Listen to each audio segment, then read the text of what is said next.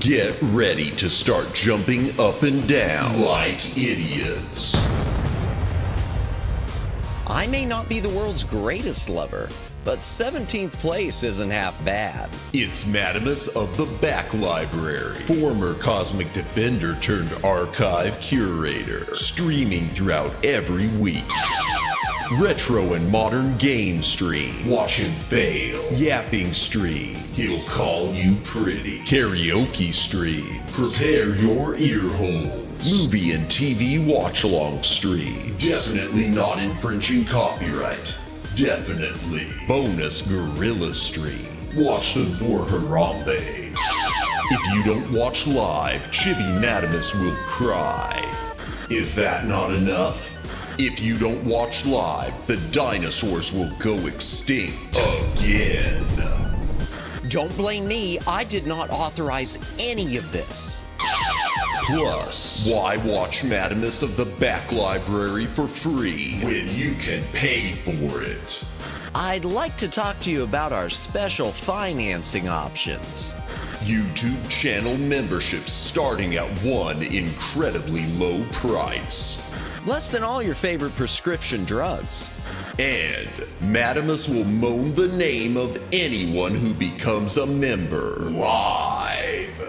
Wait, what? New schedule posted weekly on X and YouTube. Go read it. Back that up. What's this about moaning? All streams scheduled in Eastern Time, God's favorite time zone. When did I ever agree to moan every member's name?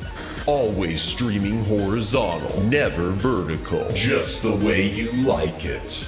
Quit changing the subject. Follow, subscribe, like, watch, do the things, have the fun. Okay, fine, as long as I'm getting paid. Madamus of the Back Library.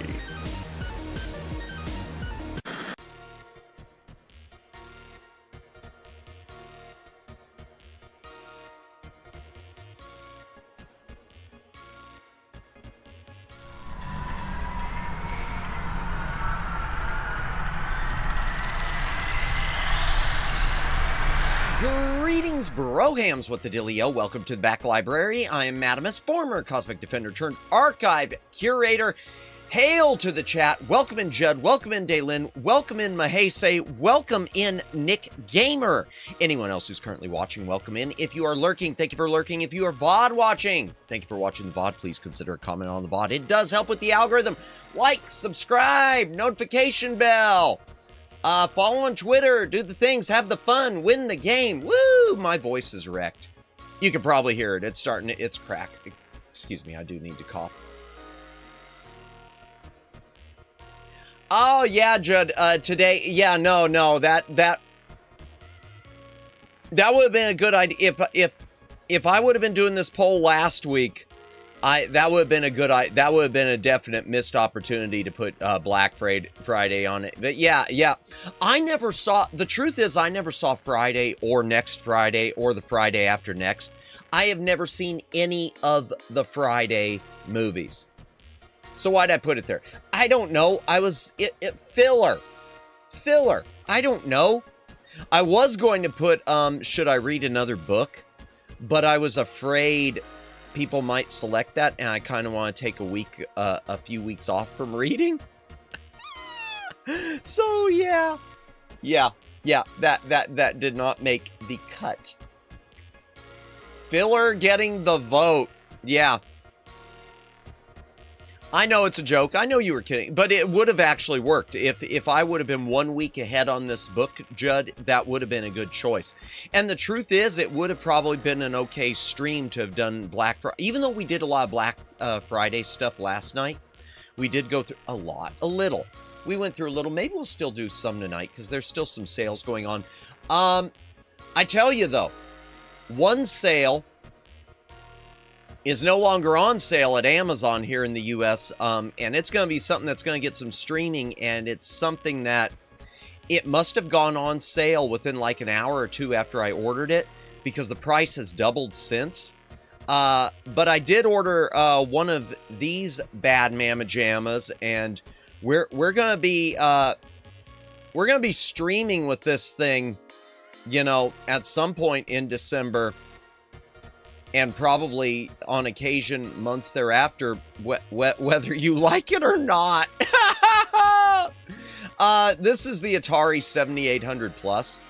It's backwards compatible. It plays all Atari 2600 cartridges, Atari 7800 cartridges, which the 7800 actually did, and probably will play some special 7800 Plus cartridges if they ever start making some that are exclusive for it.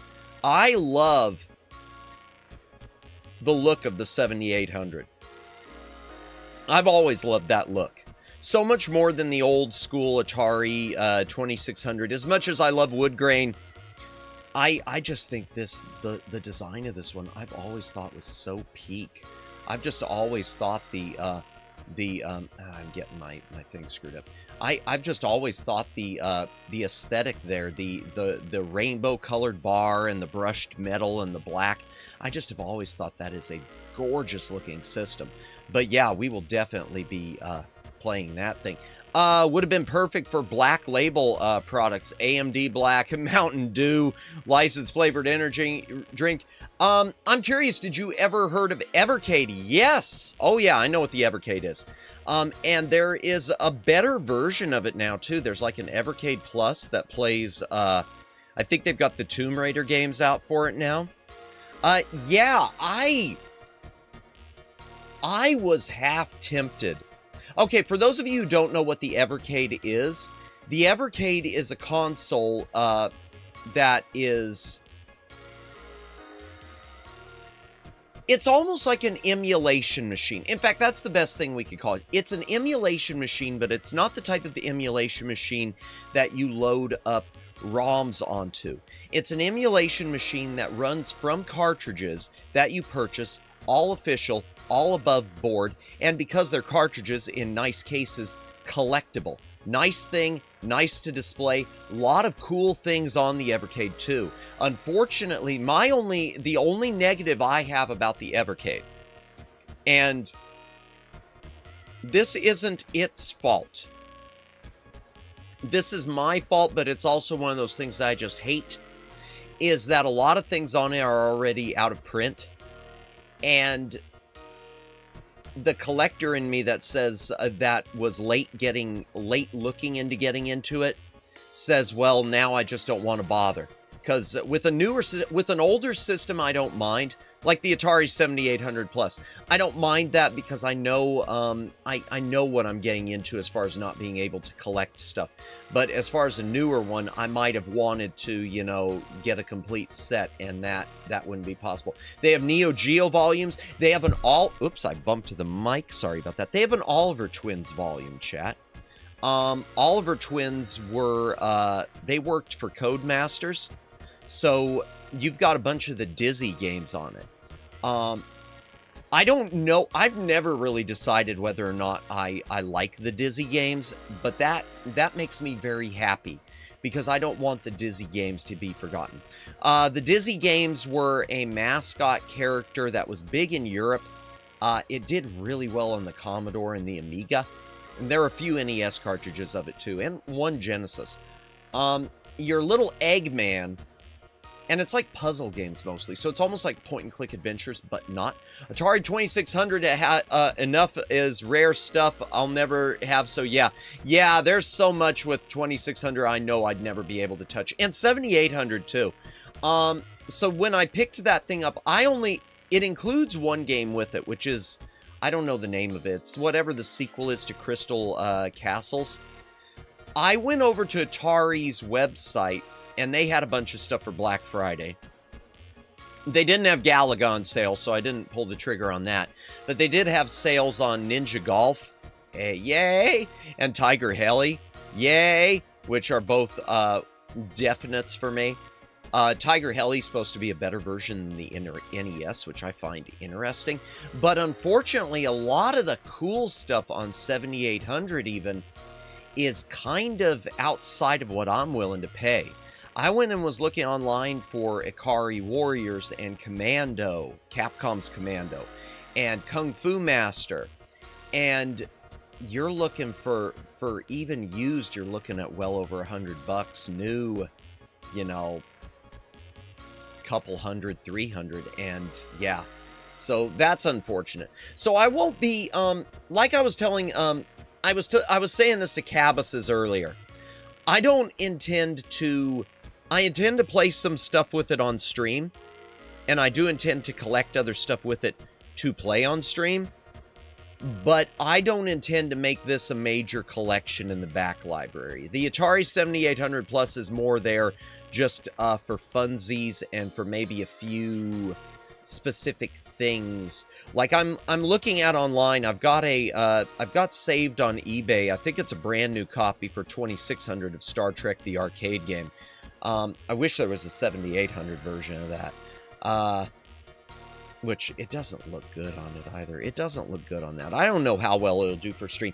I think Atari streams are going to wind up being more yapping streams, but with gameplay in the background type thing and some occasional rage. That's what I'm picturing sort of with the anything Atari. Sort of like when I did one of my original subscriber milestones. When I hit 2K, I did a stream with my, the oldest console I own, which is the Atari XEGS, the Atari 8-bit, which is a console I love. I don't have a ton of stuff on it, but it wasn't a great console for gaming streams, and it was also, it was one of those types of consoles which, this is good to do if you've got a good chat on hand, a good active chat on hand. It wasn't the type of gaming stream that really lends itself to, oh, well, this will be a good VOD and everything else. Yeah. You know, there are some games you can play, and that's the entertainment, and some that the entertainment is the interaction with chat. Well, streaming is a weird thing. But yeah, the Evercade is very, very... I think the Evercade is cool, Judd. Even though I've never bought into it, it's something I had thought about.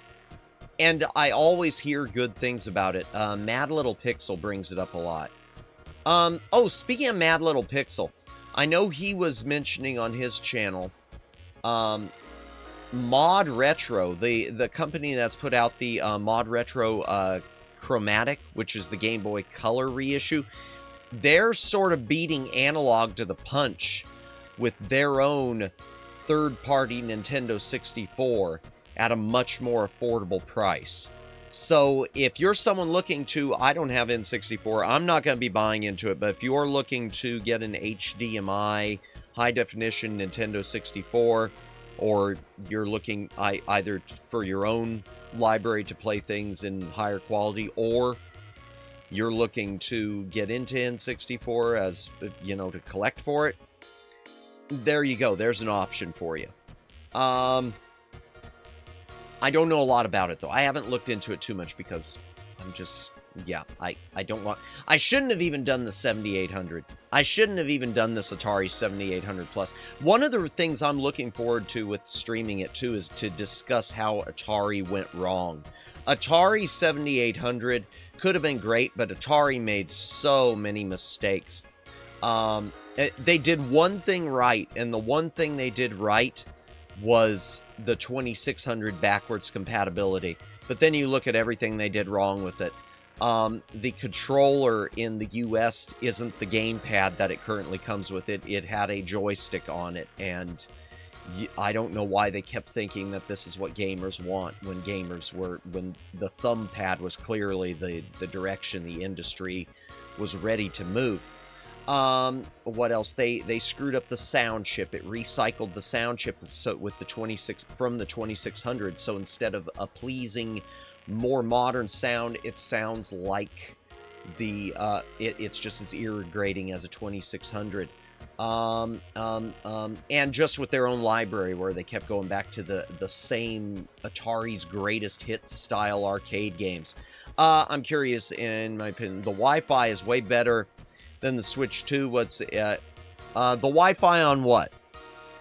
If you're talking about the Evercade, I have no idea. Sorry. Yeah, I have no idea. And now if you're asking if the Evercade's better than the Switch... Oh, the Wii? I don't know. I never owned a Wii, so I can't judge. My last console as far as modern was the GameCube, because I'd gotten in... I was more into PC gaming. Don't make me start with the 5200. You know, yeah. The 5200 is so unfortunate. The joystick situation with that is so unfortunate because of how they break. I've never owned one. Now, that said, the Atari XEGS, game-wise, it's basically, but it takes a different shape of cartridge. It's a 5200. The games on it, except for some stuff later on that used more RAM and took advantage of a few extra tidbits, the architecture is 5200. So, like, I don't know, 85% of the games on the Atari XEGS were also on the 5200, and they're identical. I mean, they are the exact same ports. They just copied the 5200 to the 8-bit cartridge. I heard the 5200 have a lot of poopy controllers to the point it didn't even work. Yeah, the problem with its controllers was the proprietariness. I know that's not a real word, but you couldn't replace them. You could only replace them with genuine Atari controllers. They had an analog stick that I guess shorted out real easily. I don't know if the cords shorted out too, but yeah, the problem was you can't use a third-party controller with it at all. Why 5200? Because it was 2600 times 2. Yeah, but it couldn't, the controllers, you couldn't, yeah, you were stuck. Now, over the years, they've made adapters where you can hook in Atari 2600 controllers, but even those, you have to, have a broken 5200 controller, plug it into the port, and then plug the other joystick into another port, and then hook it through. It's just a mess. But yeah, that's the way Atari used to do their numbers, Judd. The 2600 is 5200's 2600 times 2, then 78 is times 3. There was, although, and I don't know anything about it, apparently there's a super rare Atari 2700. I don't know what it was.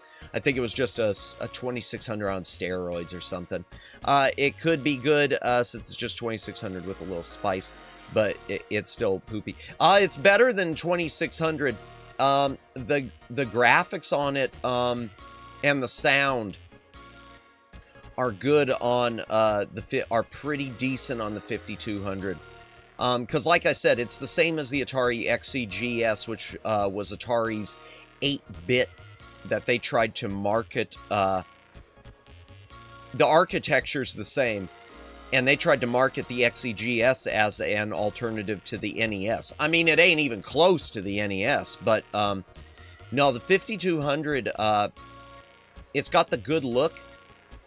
It's got the good sound. I mean, better sound. But yeah, those controls just ruined the whole thing. Plus, it was big. It was really oversized. Oh my gosh. Boy, a lot of questions. What do I think about the Jaguar? I've never really played it. I always thought it looked cool. It's got a few games on it that I would have liked to have played. I know that at one point when I was a teeny tiny Madamus, some stores were doing fire sales of it. So they were selling it really, really cheap, trying to get rid of it. And I wish that teeny tiny Madamus Bean would have been able to convince his parents to, you know, hey, you mind can we drop $20 on this? As for Tiger Electronics, well, I mean, the old Tiger LCD games are a product of their time, so I like them for the nostalgia factor, sort of like the Nintendo Game Watch stuff. And then there's the Tiger Gamecom. Now, I've got a Gamecom. I've technically got 2 Gamecoms, but one of them's dead. The original design shorts out real easily. The Tiger Gamecom, which is a handheld, which was marketed towards the Game Boy market. Oh, I'm hard-pressed to call it the worst console of all time. I know there's got to be a worse one, but it's hard to fathom. All I can say about Tiger Gamecom is, if you want to see some really great, really fun reviews of some of the games on it, there's a channel now which doesn't put out much content called Classic Game Room. Classic Game Room's old Tiger Gamecom reviews are peak. They are amazing. They are fantastic. I miss when that channel used to put out a lot of stuff. That's how I sort of got switched on to Atari. And really into rethinking my opinion on Atari and came to like it was from watching a lot of stuff on that channel. But yeah, the Tiger Gamecom is just, that is a jack of all trades, master of, like, I can't even say master of none because it's less than none. That's not even possible. I kind of like the look of the console. Yeah, I don't know what to say about it. I could say, well, I will say one thing. Tiger Gamecom. Tiger Electronics Gamecom had a version of Sonic Jam. Sonic Jam being an anthology collection of old Sonic the Hedgehog games that was on Sega Saturn. The version on Tiger Gamecom purports itself to have levels from Sonic 2, Sonic 3, Sonic and Knuckles. What it has is the first level of Sonic 2, Sonic 3, and Sonic and Knuckles. And it plays at, like, I don't know, 2, 3 frames per second. Now you couple in 2, 3, 4, maybe 5 in a pinch frames per second with a horrible sound chip and with a screen that might be the most blurry LCD screen in history. Anyone who thought the Game Gear by Sega had a blurry screen, no. If you thought the original Game Boy had a blurry screen, wrong. Gamecom has you beat. And it's not even very reflective either, so getting the thing lit is difficult. So you got a screen that you can't light very well and is insanely blurry. And it's got a processor that can't handle the games on it. The system has Centipede, and even Centipede plays slow. So you've got Centipede, an old Atari game, which is a fast-moving game, playing in slow motion, and a blurry screen where your little ship, whatever you shoot with, seemingly disappears whenever you move. Oh, man. We should do a Tiger Gamecom stream someday, chat. You got me thinking, Mahese. Now I want to do a Tiger Gamecom stream. I want to do a Tiger Gamecom stream. That's not fair. What's not fair, Judd? The way with the stuff disappearing? Yeah, nothing about that system is fair, Judd. I will tell you, because I remember paying for it with allowance money when I was a little madamus. I got mine, I'm going to use the phrase fire sale again. It was a toy store. It was KB Toys was clearancing them out.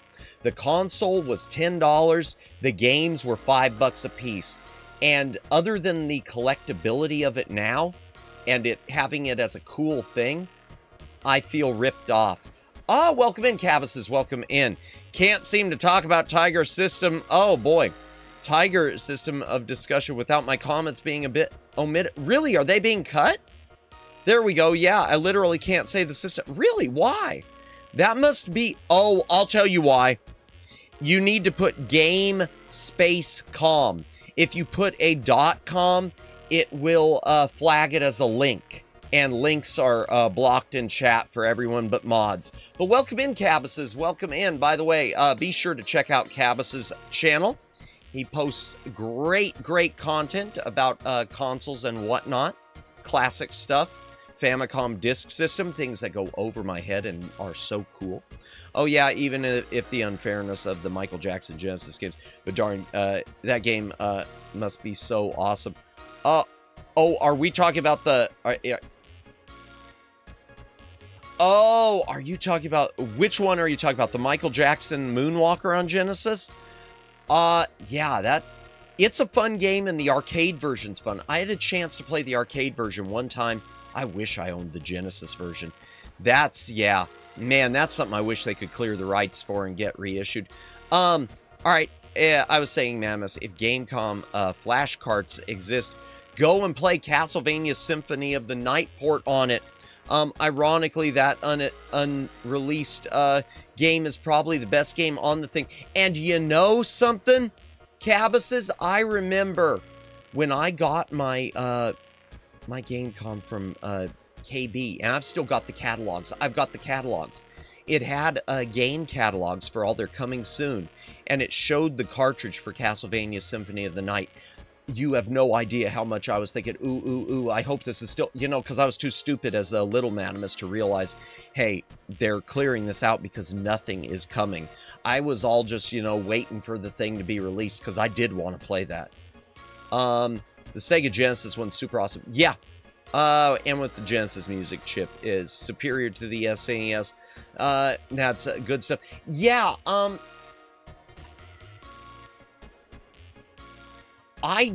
admittedly, I do like the sound of the Genesis music chip better than the Super Nintendo. That being said, Super Nintendo's probably technically superior because of all the wavetable and the synth samples it's got. But yeah, I agree. For me personally, I do prefer the Genesis sound. I just like that sound.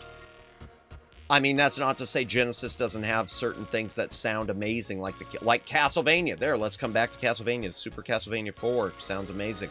Dracula X sounds amazing. But yeah, I like the Genesis chiptune. I like the chiptunes on Genesis. I want to say I did read somewhere that was like the last chiptune console. I don't know if that's true, though. But yeah, Gamecom is... I'm going to throw Gamecom a small bone also.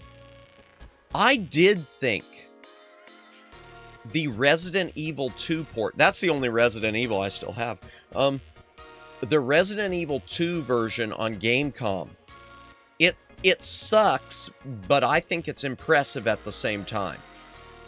Having a Resident Evil of some sort on that thing that actually tries to play like Resident Evil. It's not like doing the Game Boy thing where they tried to do, you know, let's turn it into a top-down shooter or something like that. Trying to put a Resident Evil on there and have it play like Resident Evil is really impressive. And Duke Nukem 3D is interesting, even though it's very 2D. Yeah, Duke Nukem 3D on the only bad thing about Duke Nukem 3D is you can't actually turn.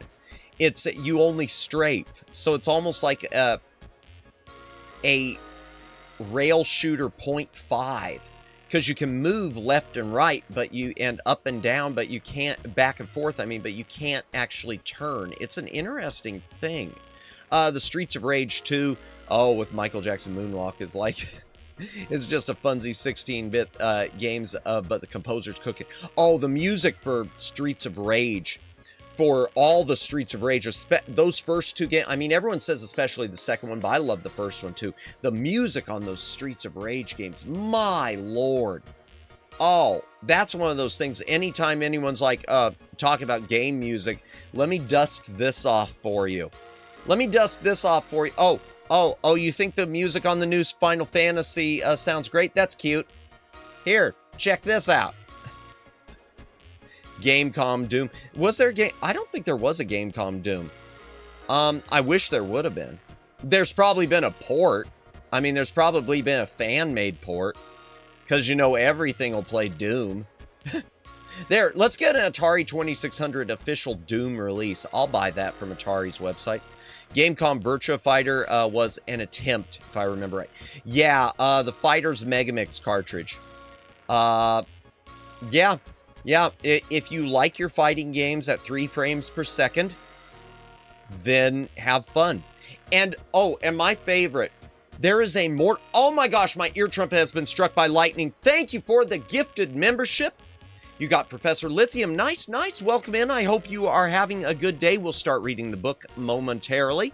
Welcome in. Welcome in. Thank you so much. Excuse me, my voice is going. I'm definitely going to have to start reading soon. Professor Lithium. Ooh, woo. There, we got the moan done. Yeah. Oh, I was saying, there's a Mortal Kombat trilogy on Gamecom.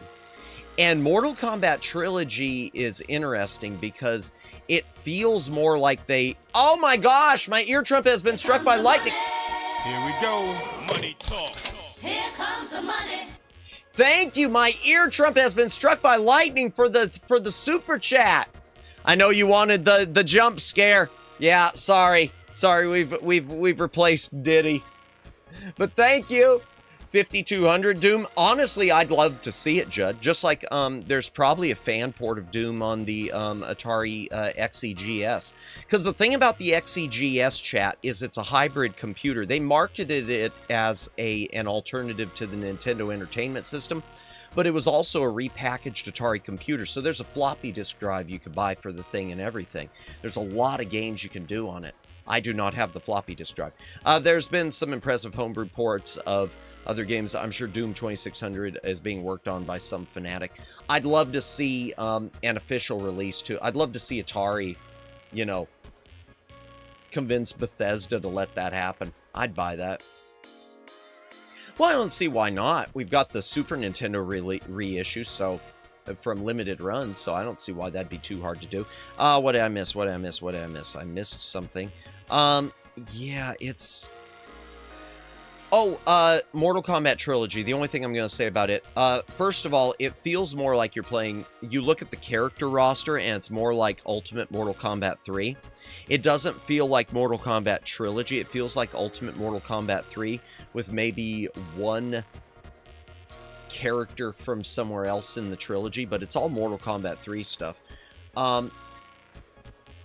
The settings have a selection for blood and no blood. From what I've seen playing it, as much as I could even play it, because it's not very playable, I don't think it did anything. First of all, it's black and white. What blood are you eliminating? And second of all, yeah, I couldn't see it making a difference. It's almost like they put it in there just to mock you. Just to mock you for playing Mortal Kombat Trilogy on your black and white system. Oh, we'll put blood on there. Yeah, oh, believe us. There's blood in this. Oh, yeah, trust us. Yeah, no. Gamecom sure is interesting. And as far as, like, Tiger LCDs, the old school ones, the truth is I wish I owned more of them. I've just got a couple. And I hate the fact that a lot of the reissue ones they put out are really expensive. I wish they were priced more just as to borrow the word again, for funsies. I'd love to see just some cheap, you know, $15 a pop or less Tiger LCD games. I'd probably pick them up. Maybe enabled fatalities. Oh my gosh.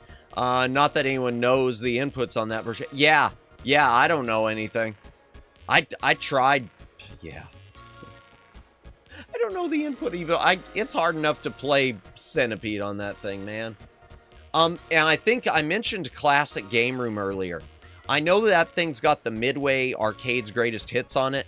Or I think he even defined it as, you've played the best of Midway, now play the worst of Midway. Yeah, because playing those on it is just a chore. Just a chore. They killed Robotron. How do you kill Robotron? Ooh, I think there's a 7800 version of Robotron. I'll have to look into that. But yeah, the only 7800 games, just so you know, when I do stream unless I grab some stuff in between, the only things I'm going to have on it are the pack-in game, the Crystal Castles Reborn, or whatever it is. Whatever the Crystal Castles sequel thing is. Ninja Golf, and Tiger Heli. Tiger Heli, I once I saw the video of it from Mad Little Pixel, I just knew, oh yeah, this is gonna be fun. It's gonna be difficult as all get up, but it's gonna be fun.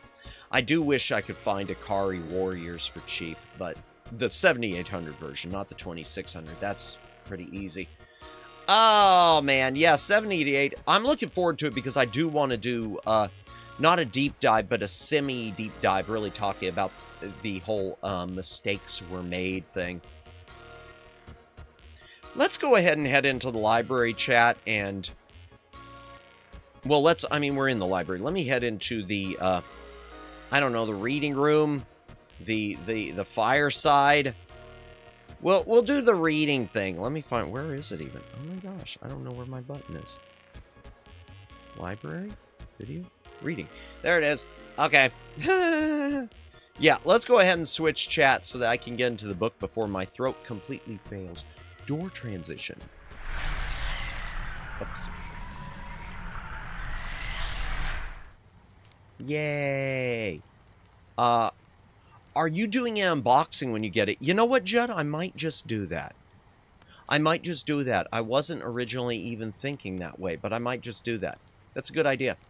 Yeah, you better read before your throat becomes a game com. Oh, gosh. Let me mute this so I can cough real quick. Yeah, my throat's really worn out. I'll tell you what's done at Cavus's. It's been all 4 previous streams this week because Soma had a lot of yelling, which chat, we will be returning to Soma on Monday. I hope we can finish it, but I know better. Then on Tuesday, we had that Mega Man 3, which involved a lot of screaming, yelling, pain, suffering.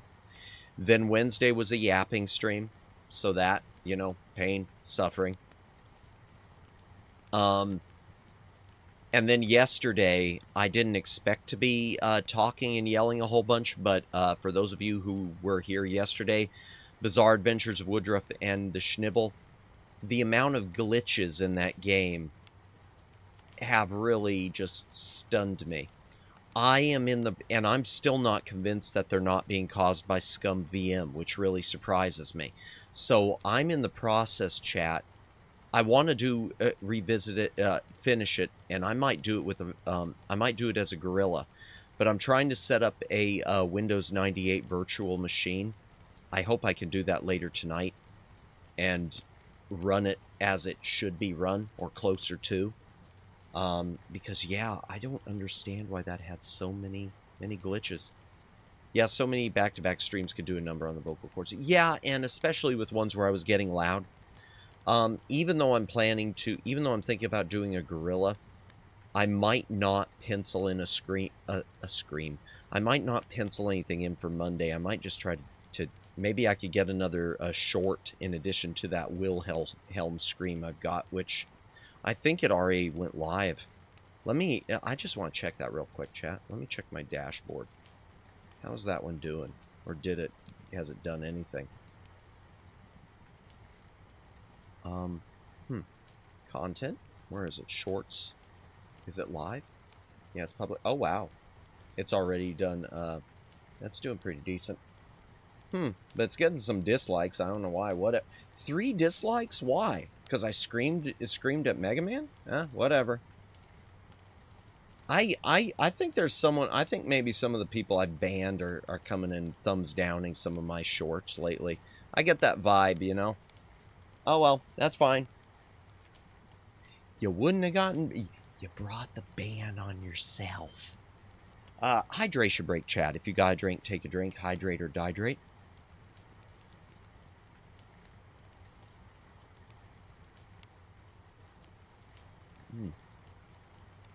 Okay, chat. Oh, you know what I'm going to do real quick? As we start reading, chat, I'm going to change my model. I keep forgetting when I do my,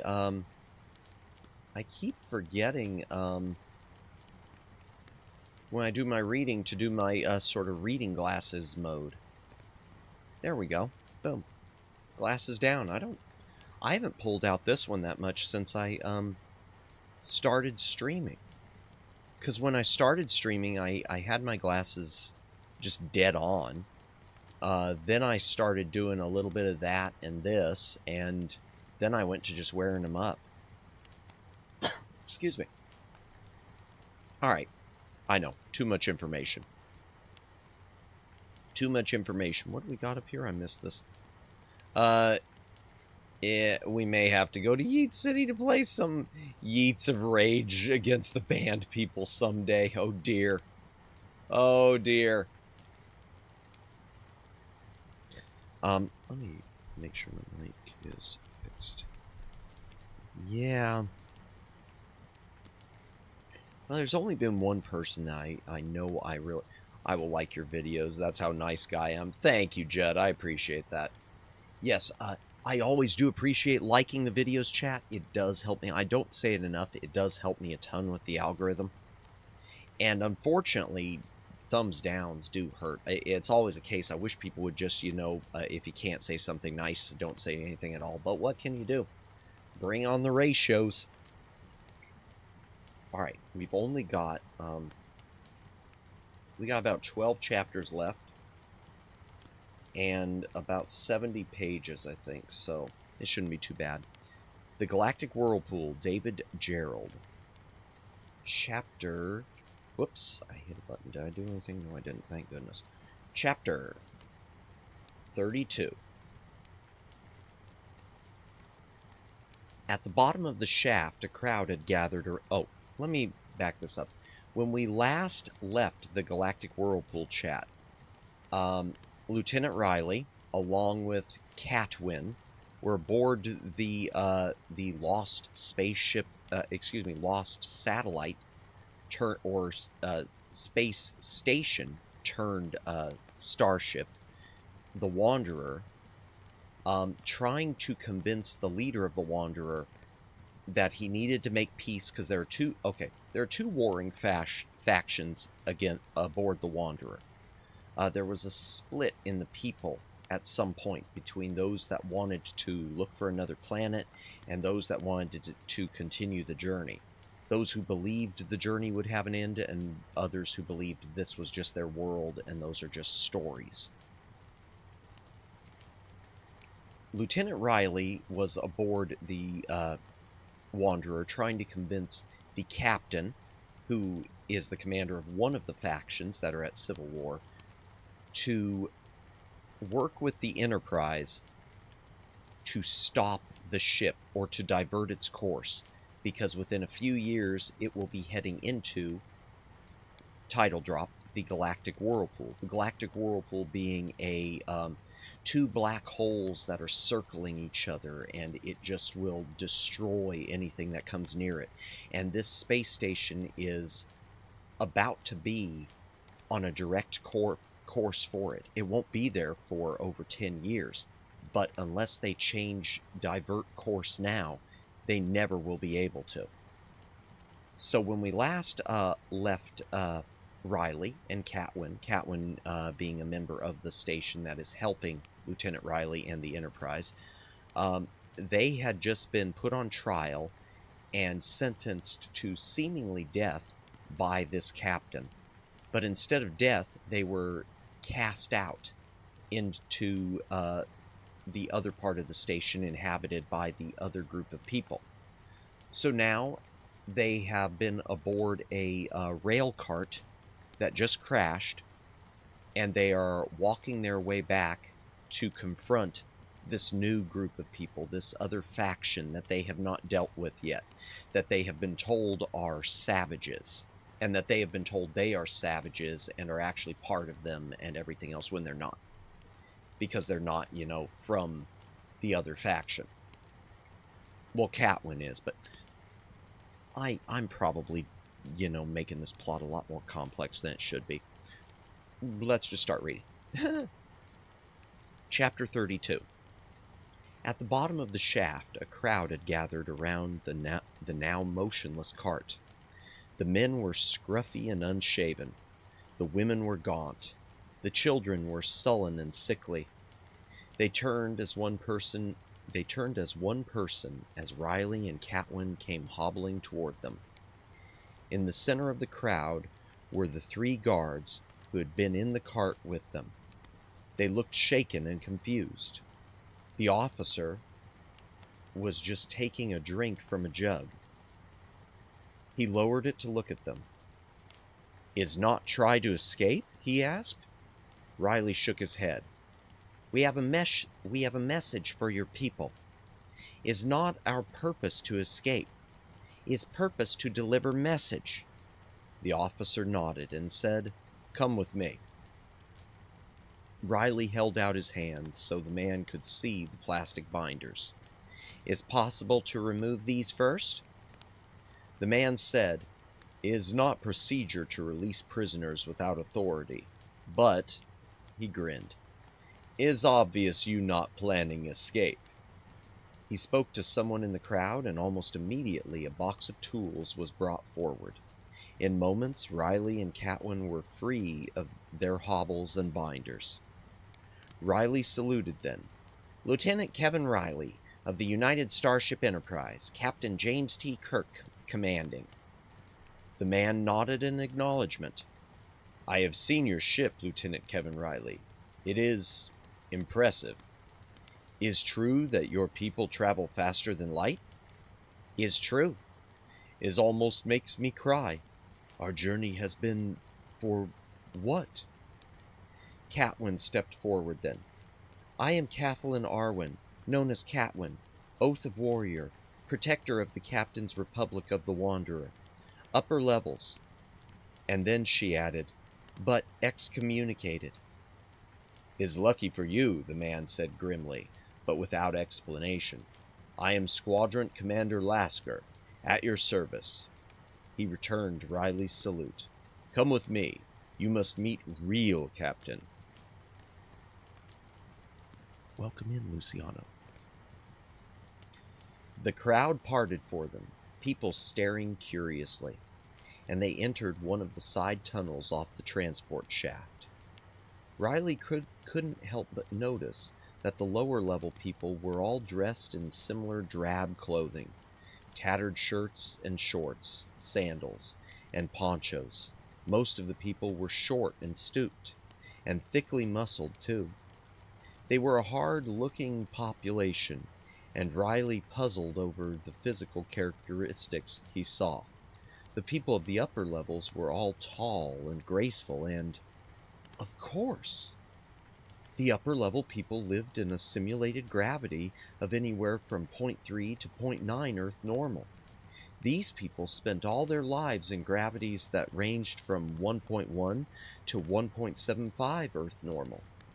What he was noticing was the difference between a population that was shackled by gravity and one that was nearly free of its effects. These people probably paid a severe penalty for trying to survive in such an extreme environment. Arteriosclerosis, high blood pressure, and assorted other diseases of the heart and kidneys, hyperdevelopment of the musculature and compensation for the energy expenditures that just simple day-to-day activities would require, bow legs, fallen arches, sinus trouble, and bursitis, not to mention hypercalcification of the bones, leading to problems of ossification and deformity. Emphysema was probably prevalent here too, and high-pressure disease. There weren't many old people in that crowd, nor in these passages. Death probably came quickly on the lower levels. Riley thought about the sanctuary just a few levels above and felt resentful. How did such a division come to happen in the first place? And how did these people live anyway? What did they do for food? Riley thought about the dim orange lighting of the corridors. It looked like some kind of emergency lighting system. He wasn't certain, but the plates looked like the old-fashioned glow plates that turned ambient thermal energy into low-level lighting in the absence of any other power source. He shivered in reflex. Perhaps that was why these corridors were so cold. The glow plates were eating the body heat of the population. but they didn't dare disconnect them or they would have no light at all.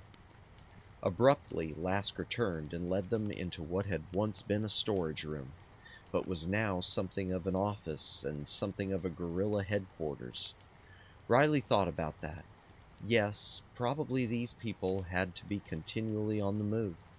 They were too vulnerable to set up a permanent base in any one part of the lower levels. Their best defense would be to keep moving from place to place. In fact, it looked like they were already preparing to move. A short, dark man was peering at them. He had thick, bristling eyebrows and a scowl like the inside of a furnace. Catwin shrank back in fear, clutching at Riley's arm. "Is Satan himself!"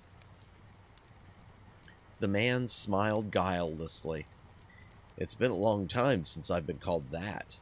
But then, it's been a long time since the last execution." He helped himself to a shapeless biscuit from a plate on the table, then shoved it toward them. "Are you hungry? Help yourself. It's not very fancy, but it's the best we have to offer." He glanced from Riley to Catwin and back to Riley. "What was your crime?" "Is done nothing wrong," said Catwin.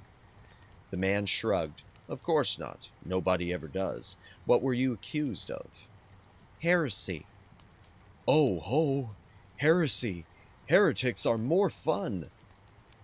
"What are you going to do with us?" "Nothing. If you wish to make your life with us here in the lower levels, you are free to do so. Obviously, you cannot go back to the upper levels. If you truly are an enemy of the upper levels, then of course you are our ally. But if you choose to make your way elsewhere in the lower levels, you may do that also. There are a few minor settlements, but they are not very successful, or hospitable, I might add." "Aren't you afraid I will go back and tell Captain where to find you?" Catwin asked. "Captain has sworn the death of you, Satan." "Please," the man held up a hand. "I am Gomez. I am the captain of my people. But I do not like to be called captain. That man upstairs," and he rolled his eyes at the ceiling, "has made the word distasteful to us. And no, I am not afraid of what you will tell your captain. He has already sentenced you to death. What do you think will happen if you go back? If you could get back through your people's defenses? No, I am not worried. Besides, as you may have noticed, we're nomads. We move every 3 days." Riley stepped forward then. "Sir, I am Lieutenant Kevin Riley of the United Starship Enterprise." "I thought so.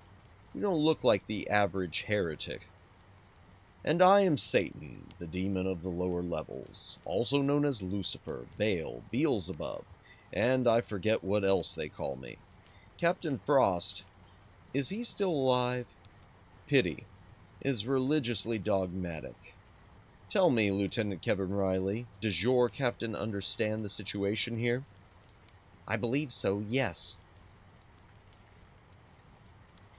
"More than 100 years ago, this ship found a planet where human beings could survive. Every 23 years, however, its primary gave off a burst of hard radiation. The captain at that time, Captain Shiras, felt we had no choice but to move on toward our next target. The colonists didn't want to. It was a choice between settling a real world or being one more generation who would live and die within these metal walls. And our ancestors wanted to be the first generation to live on a new world. They would, and our generation, I misread that sentence. And our ancestors wanted to be the first generation to live on a new world. They would not accept the captain's assessment that the world was uninhabitable. And so was born the rebellion. The colonists believed the captain did not want to relinquish his power over the world. The captain claimed that the colonists were foolhardy and misguided. The colonists demanded that at least the world be put into orbit, around the planet so that it could be observed at close range and we could determine if it was truly inhabitable or not. Captain Shiras refused and ordered continued acceleration toward the next star on our course. Our ancestors shut down 4 of the ship's fusion plants. This world's engines were now without power. In the fighting that followed, many persons on both sides were killed, including those men and women who knew how to restore the ship's engines to full operating status. Shiras and his followers managed to channel some of the power from the 2 remaining plants into the aft engines and altered the ship's course as scheduled. When the mutineers discovered this, the ship was already well underway. They retaliated by counterattacking and shutting down all power to the control room, navigation, and computer sections. They said that they would restore the power when Shiras agreed to turn back. They said that it could be accomplished in less than 5 years, decelerating and reversing direction. That stalemate lasted for 3 months, and then Captain Shiras died under very mysterious circumstances. With his death, our ancestors thought that perhaps they had a chance to make peace with the upper levels. But no, the captain who followed him, cursed to be his name, was even more hard-nosed, if such a thing is possible, than his predecessor. He claimed that the mutineers had assassinated the captain, which was not true, and declared war on us. We have been at war ever since. Riley said, "Captain Gomez, it is imperative that power be restored to this ship's engines. The Wanderer is heading for certain disaster. This ship is going to fall into the Galactic Whirlpool." Eh? 2 black holes, rotating around each other in the most eccentric possible orbits, with a collection of cosmic debris in their wake that would give an astrophysicist nightmares. The course corrections have to be made yesterday. Gomez sank down into his chair with a sigh. So this is the way the world ends. Listen to me, Kevin Riley. Even if we could start up the fusion engines, it would not do any good. Captain Frost controls the command sections of this ship. The orders have to be given there. And you already know what Frost thinks of your story. What do you mean, even if we could? Just what I said. Look around. Do you see any books? No. Not even electric lights. Captain Frost controls the electricity of this ship. We have to use wall plates that glow at room temperature. Our body heat powers them. And when one of our own dies, we melt down the animal fat in his body to make candles. Sometimes we raid the upper levels and try to tap into a power cable so we can recharge what power cells we have. But mostly, we have to line the walls with blankets and foam to keep our heat from bleeding off into the deserted parts of this ship. We have no light, no heat, and what food we have comes from the garbage of the upper levels. Yes, we have farms, but they are small and pitiful, and the light for them comes from a team of men riding pedal-operated generators. We have no manufacturing. Our clothes are cut from industrial canvas that we salvage when we can find it. Our lives are a continual struggle for survival. We do not have the time to teach our children even the simplest things. Not even how to read. Can you read? He looked at Catwin and Riley. Of course you can. You don't think twice about it. Gomez went to a filing cabinet and pulled out an old book. Do you see this? Do you know what this is? This is the logbook of the first captain. It dates from the day this ship first broke free of the L5 position and went into cometary orbit. It's the legal token of my office as true captain of this ship, as elected by the people. And do you know something? I can't read it. I don't know how to read. We haven't had a captain here who knows how to read for 63 years. All the books, all the knowledge how to restore this ship to full operation is upstairs. in the hands of those who are too blind to use it and too selfish to let others have access to it. Yes, if we could start up the fusion plants again, we would. But we can't because we don't know how. But, oh, we do know something about the plants. We've been maintaining them for generations. But what we do know has been handed down by word of mouth from generation to generation. Would you trust your life to that kind of knowledge? I wouldn't. Have you offered to negotiate with Captain Frost? We have not offered to negotiate with any captain for 63 years. The last time we tried to make peace with a captain of the upper levels, it was a trick, an ambush. He wiped out 4 of our leaders. We dare not trust a captain again. Besides, we have nothing left to bargain with. We give him control of the fusion plants in return for what? We restore power, and we're giving him full control of the ship. No power to hunt us down. Excuse me, I misread that. We restore power, and we're giving him full control of the ship. The power to hunt us down and finally destroy us. No, Kevin Riley, is better this way. This way, at least, we survive a while longer. As long as I am responsible for my people, my loyalty is to their survival first, above all. If we cannot survive, then it does not matter if the ship survives us. He stopped and stared at the two of them, and Riley studied Gomez's eyes with fascination. There was the same look of hardness and bitterness he had seen in the eyes of Captain Frost, some long-ago hurt that had never quite healed. Catwin broke the silence first. She said, I did not know. May I offer you my help? I can read. I can teach reading. Is worked as teacher once. Gomez blinked. Eh? Why, yes. Thank you. Riley stepped forward then. Sir, I think we can help each other, you and I. If you're willing to take a chance, if you can trust us. Gomez said, Trust is the only thing we do have down here. We have it in abundance, Kevin Riley. We survive because we depend on each other. It is impossible to survive alone, so we trust. We have to. Thank you, said Riley. Perhaps I can offer you something to go with that trust. The word is hope. Hope, said Gomez. We have not heard that word in a long time. He sighed. Down here, hope has been a hollow word, and yet, I admit, it is a word we want to believe in. I go to the window, Kevin Riley.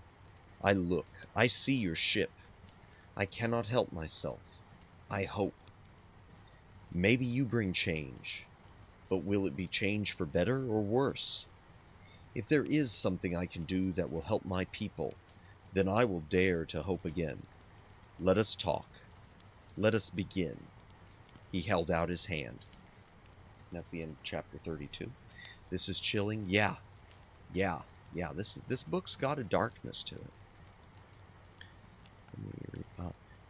Welcome in, Professor Lithium. Yeah, congratulations on getting the gifted sub. Thank you again for that ear trumpet. Greetings, Flash Viewer. Welcome in. And Luciano, welcome in. This roommate did something majorly boneheaded, and I have to fix it because it is a necessity, or it will get worse if left alone.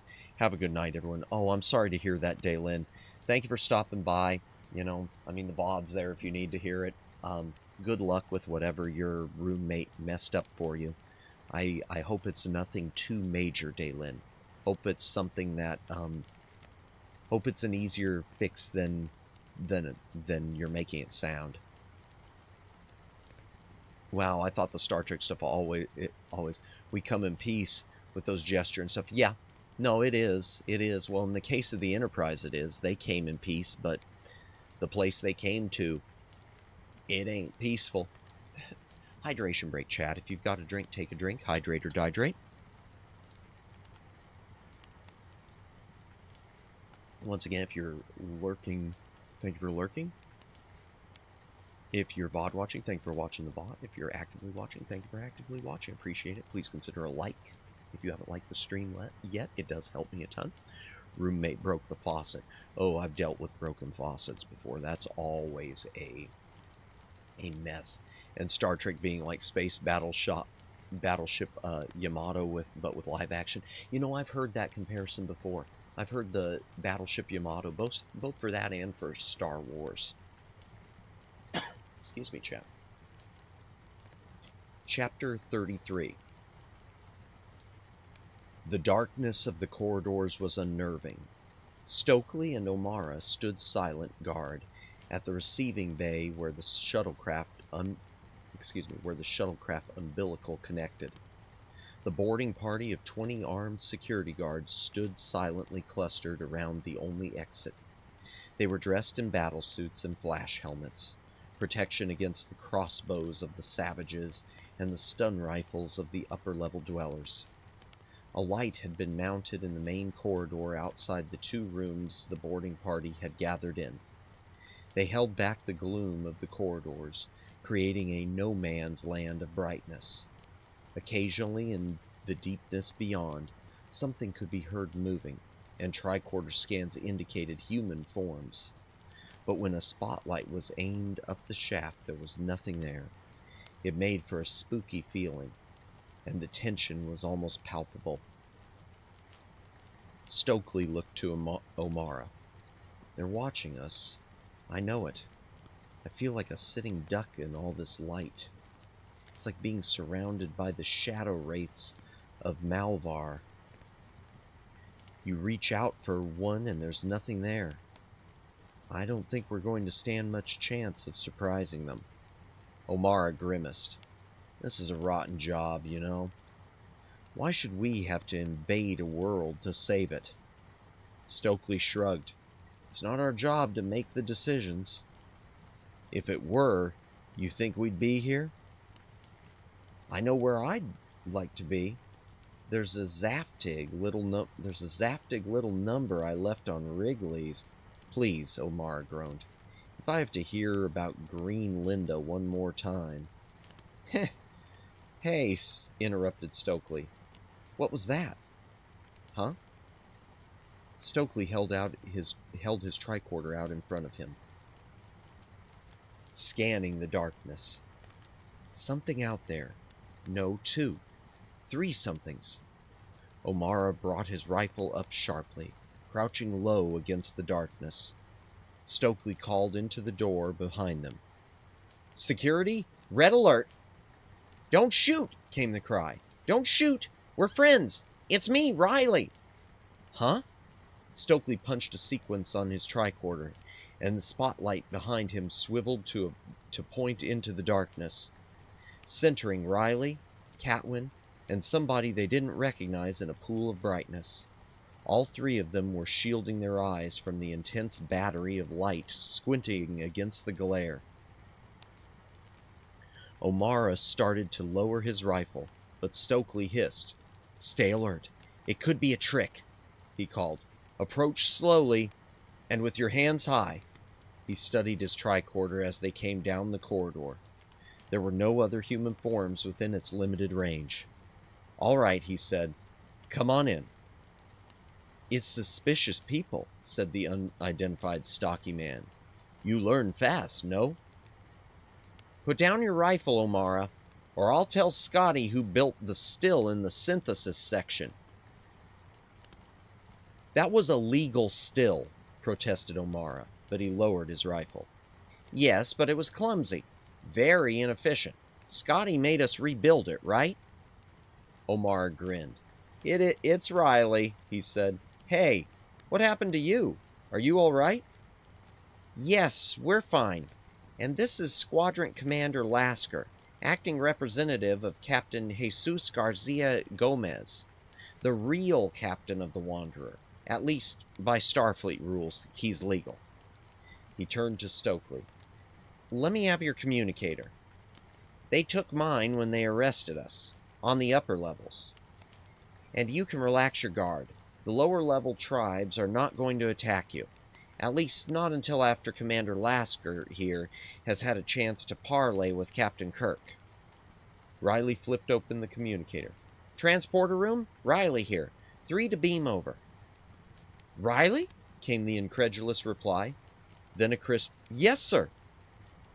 Riley stepped away from Stokely and O'Mara, indicated to Lasker and Catwin where they should stand, and said, energize. The air piled up in sparkles, and they were gone. O'Mara looked at Stokely. People come and go in the strangest ways around here.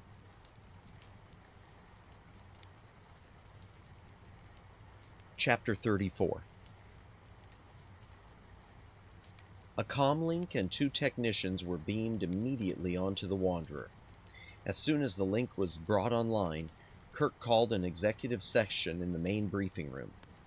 The forward wall of the chamber shimmered once, then disappeared, and became the interior of Gomez's office in the lower levels. Gomez was there with 2 of his advisors.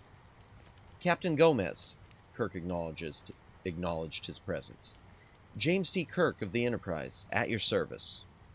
Gomez looked a little bit overwhelmed. Who are all of those other people?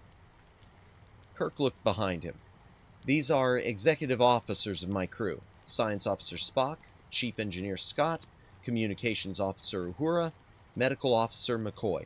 A doctor? Kirk nodded. Captain Kirk, forgive me if I am presumptuous, but my people need help. Our children are dying. Your Lieutenant Kevin Riley told me of your Starfleet's high ideals. He used the word hope. My people do not believe in hope anymore, but we would like to. Can you send us your doctor? Can you send us food? Kirk looked to McCoy. Bones was already rising from his chair.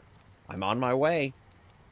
To Scotty, he said, I'll need a number 3 med unit and backup.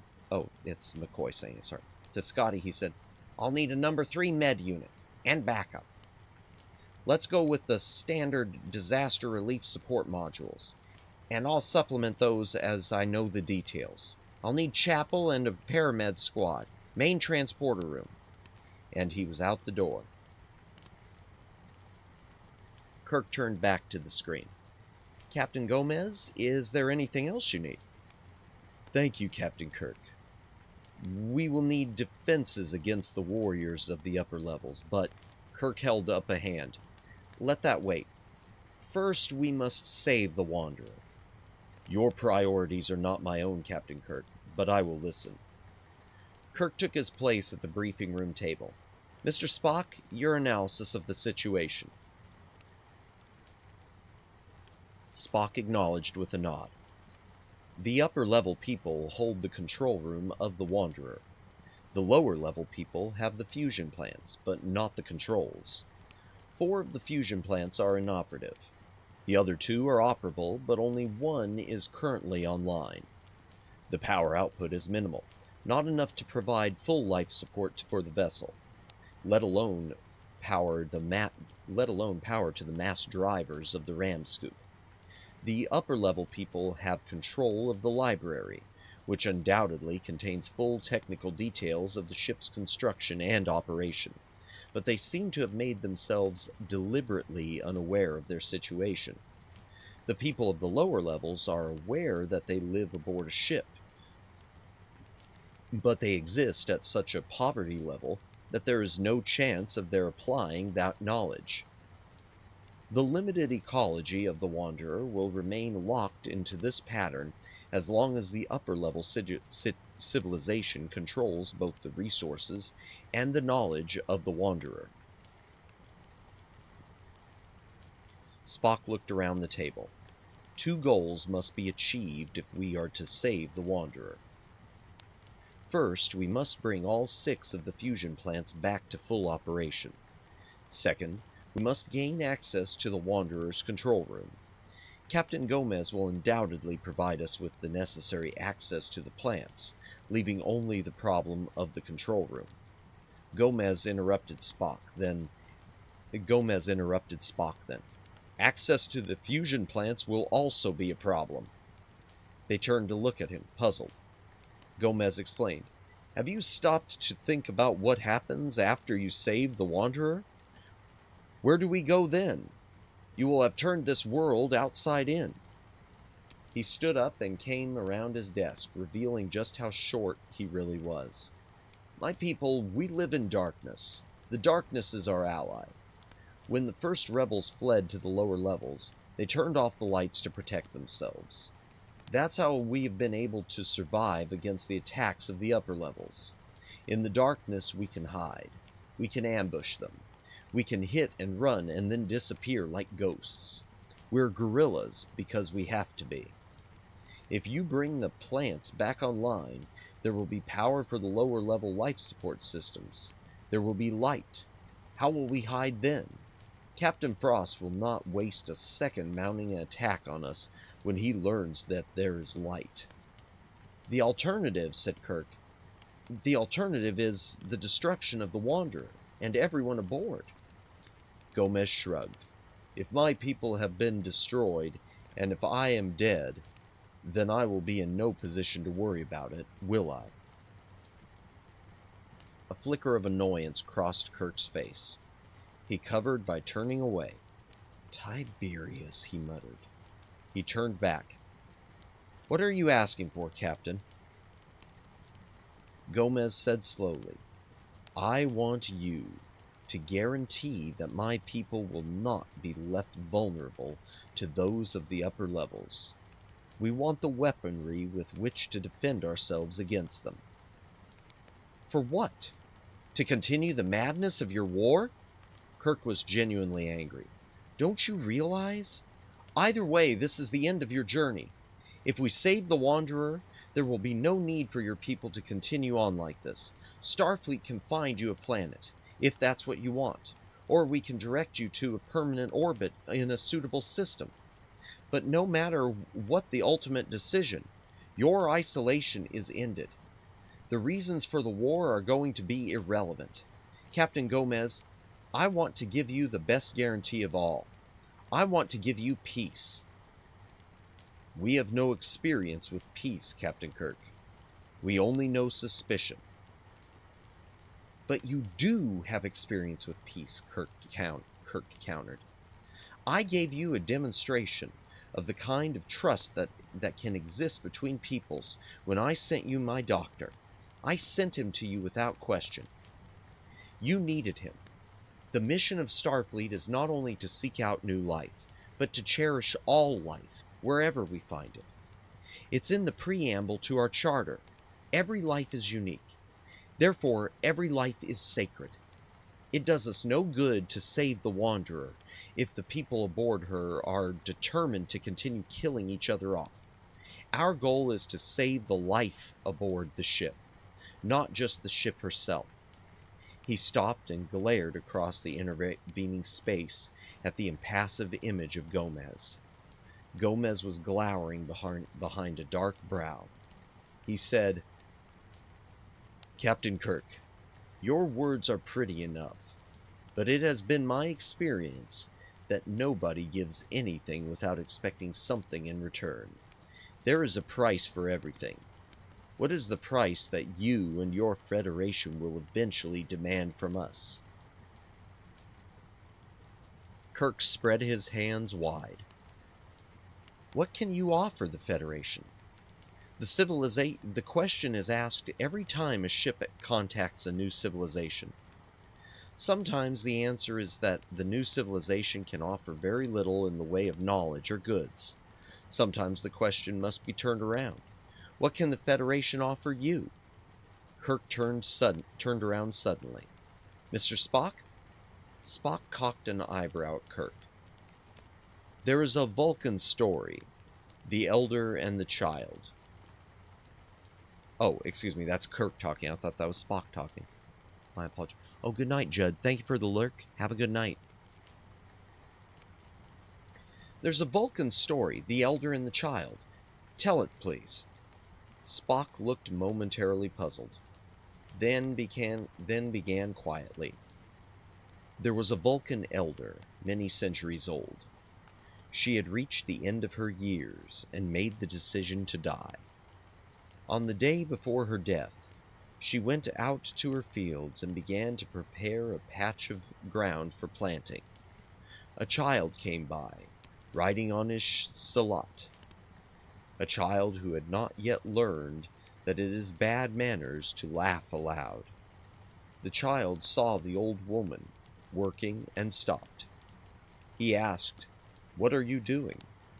The Vulcan elder said, "I am going to plant a family of dalm trees."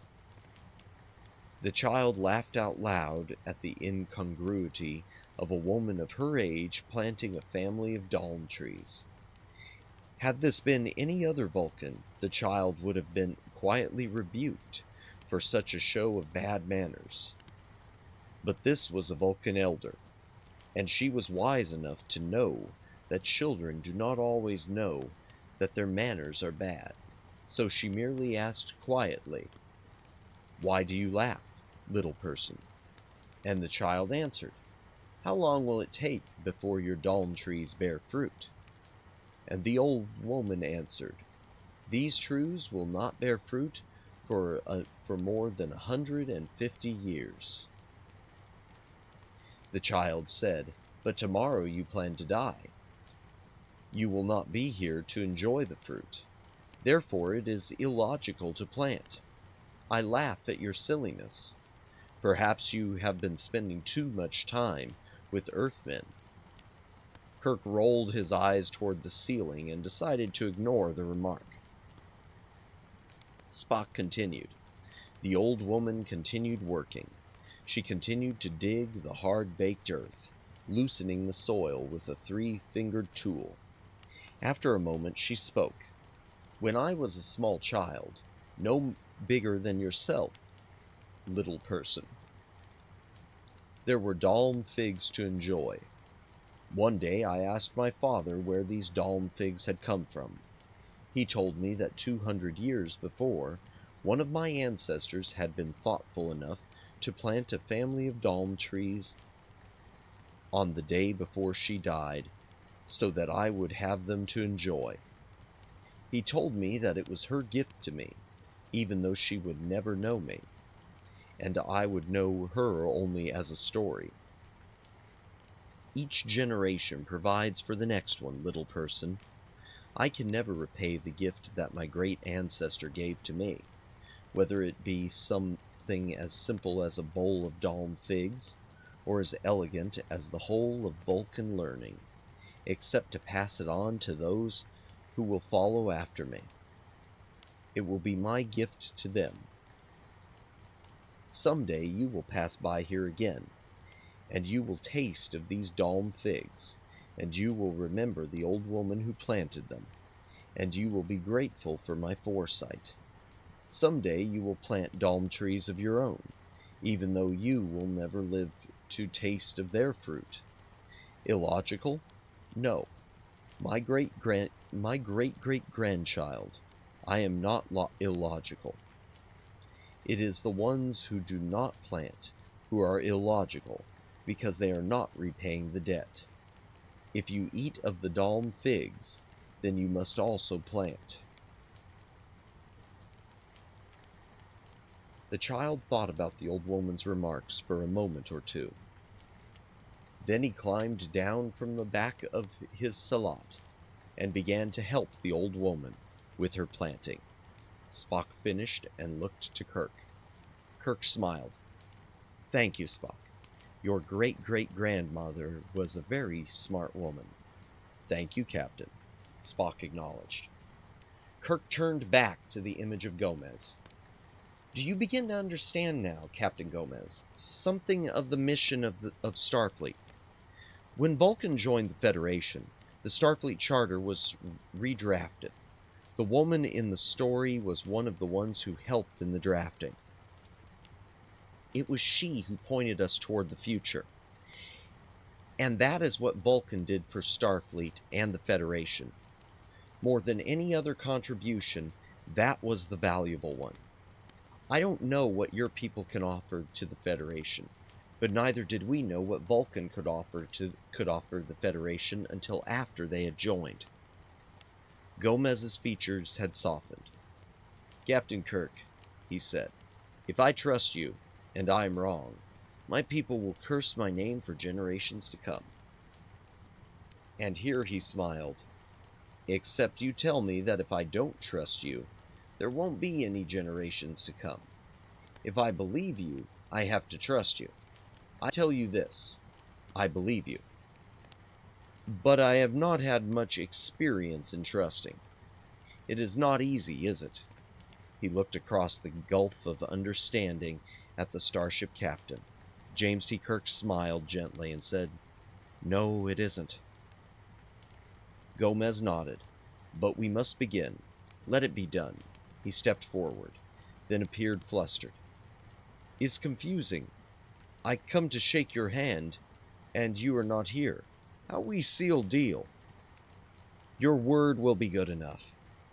And yours, but just same. I shake my hand for you." Gomez grinned and clasped his hands in front of himself, shaking them briskly. Kirk grinned back and echoed the gesture. "All right, let's go to work. I want specs up here, and I want the Wanderer's designs, access to this screen. Let's find that control room." That's the end of chapter 34. I'm going to take a hydration break, chat. Let's see what else we got here that's been said. In your opinion, what is meant?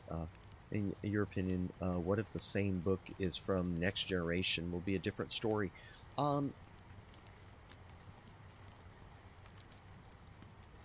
It'd be really similar. I think it'd be similar, but the one thing you wouldn't have is, I don't think you'd have the same you wouldn't have the same character dynamics. You wouldn't have the same character. You'd probably have a story with Worf instead of with you'd probably have Worf telling a story or something instead of Spock, because of the alien aspect and the peace between the Federation and Klingon Empire at that point. I think it'd be a similar story, but I'm not as big of a Next Generation guy. I know a lot of people, Next Generation is their Star Trek. It's never really been mine. I like Next Generation, but it's not the same, you know? Hydration break, chat. If you've got a drink, take a drink, hydrate or dihydrate.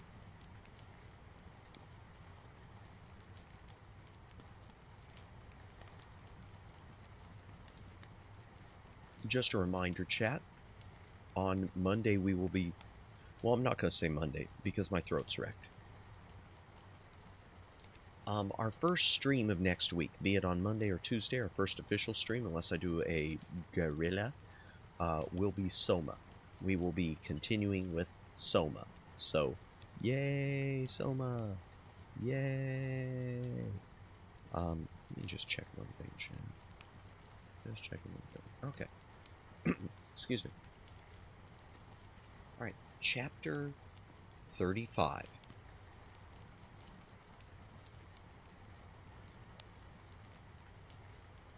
Scotty brought in his senior engineering staff and a set of auxiliary consoles. As Specs began accessing the Wanderer's designs from the library to the screens... Excuse me. As Specs began accessing the Wanderer's designs from the library to the screens of the different consoles, he noticed Kirk's surprise. Hardly glancing up, he said, "You always said that you wanted this ship's library to be complete, sir." "I know," replied Kirk, "but..." and then dropped the end of the sentence with a shrug. He turned to Mr. Spock. "I wonder what else we've got in that library that we don't know about." Spock was impassive. "Captain, the sum total of the knowledge of this ship's memory tanks is so vast that even the index to the index to the index is beyond the capacity of the human brain." "Oh," said Kirk. "That is why I am aboard this ship." "Oh," said Kirk again. "Thank you, Mr. Spock." "You're welcome." Kirk turned to his chief engineer. "Have you got anything yet, Scotty?"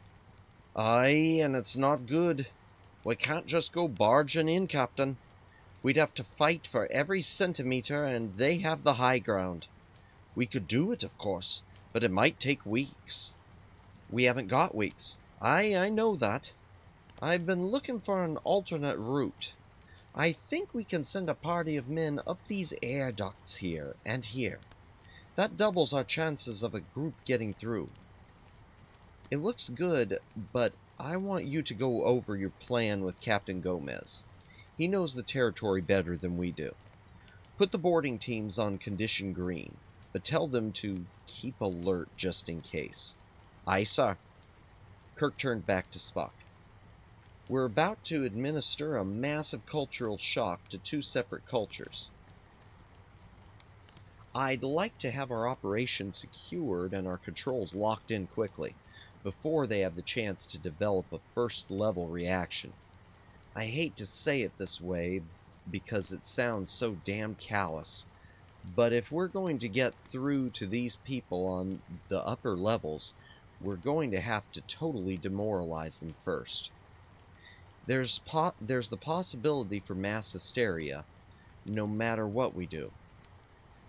That ship is a very fragile ecology, and if they panic, they might activate their own equivalent of a doomsday weapon, destroying themselves and taking everyone else with them. Spock nodded. You're beginning to think like a Vulcan, Captain. My compliments. Kirk flicked a sideways glance at him. Thank you, Mr. Spock.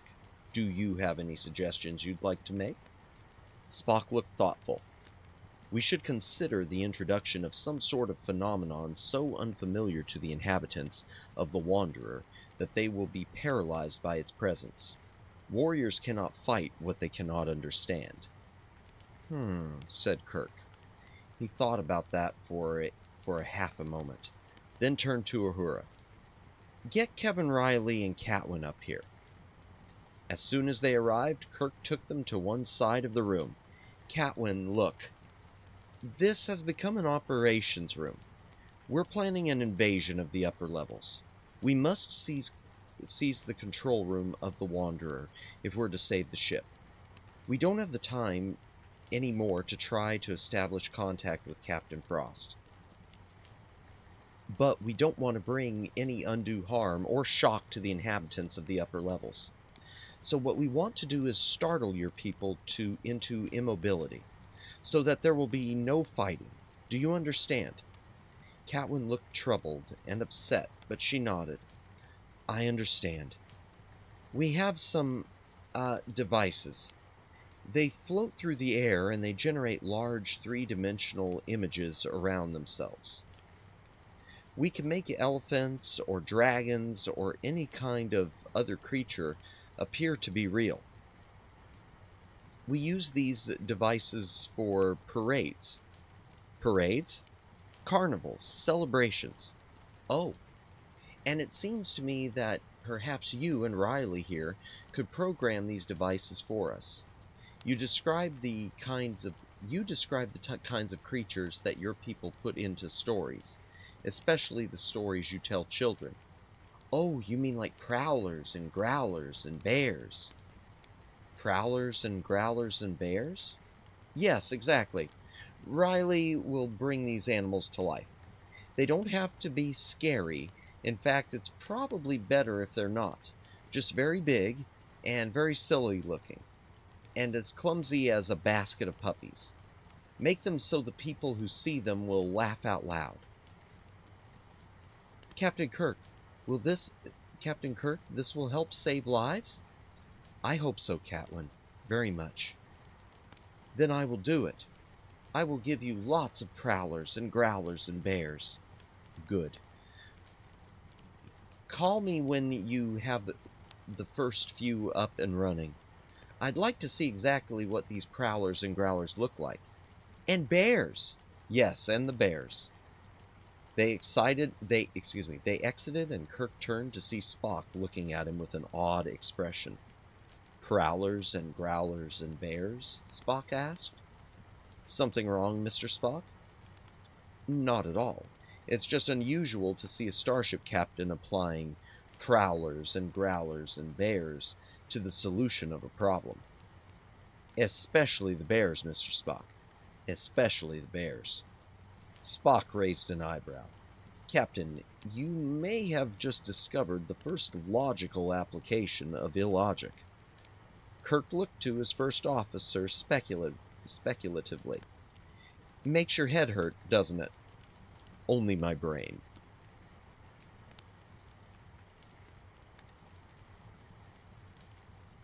Chapter 36.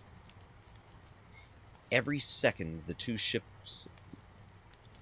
Excuse me, I misread that. Chapter 36. Every second moved the two ships closer to a catastrophic rendezvous at a place where the laws of physics were tortured into incomprehensibility. The big ship was dark. The giant cylinder turned majestically in the night. The Enterprise was dwarfed by this city in the sky, but it was ablaze with lights. Periodically, a new point of light would appear on her hull, and another pool of illumination would glow on the side of the Wanderer. On the bridge of the Enterprise, Captain James Tiberius Kirk satisfied himself once more that the plan was workable. This happened every time he had to order members of his crew into a situation where their lives might be endangered. He hesitated each time, just long enough to ask himself again if the risk was absolutely necessary. This was the most important part of his job as captain of a Starfleet vessel, making the right decision where human lives were concerned. Tiberius, he said to himself, so softly that his lips didn't even move. His deliberate compassion spoke up inside his head then. Yes, the risk was necessary. It always was. Or he wouldn't be stopping and asking himself if it really was. He touched the button on the arm of his chair. "Scotty, are you ready?" "Aye, Captain. All units are in place and standing by. We've got 24 of Riley's gremlins ready to go." "Good." Kirk touched another button. "All units, go to condition yellow. Stand by for condition red. We'll move on my signal." He stood up. "Mr. Spock?" His first officer stood up beside him. We'll go up with boarding team 2. If your timetable is correct, we should be entering the control room just about the same time Scotty is bringing the first of those fusion plants back online. If the plan works, the timetable will be correct. Right. Kirk turned to Uhura. "Any traces of that Klingon?" "No, sir. All sensors have been silent for the past 31 hours. We do have a blind spot dead ahead, the influence of Polos Bolos, but any ship trying to hide in that is going to have more to worry about than playing tag with us." Kirk grinned. "Good." He nodded to her professionally. "Fourth in command, you're in charge. Take care of my ship, Uhura." "Aye, aye, sir." She sat down in the command and control seat, already unplugging the Feinberger monitor from her ear. Kirk and Spock stepped into the turbo elevator. "Main transporter room," said Kirk, grasping the wall handle. The elevator dropped in the shaft.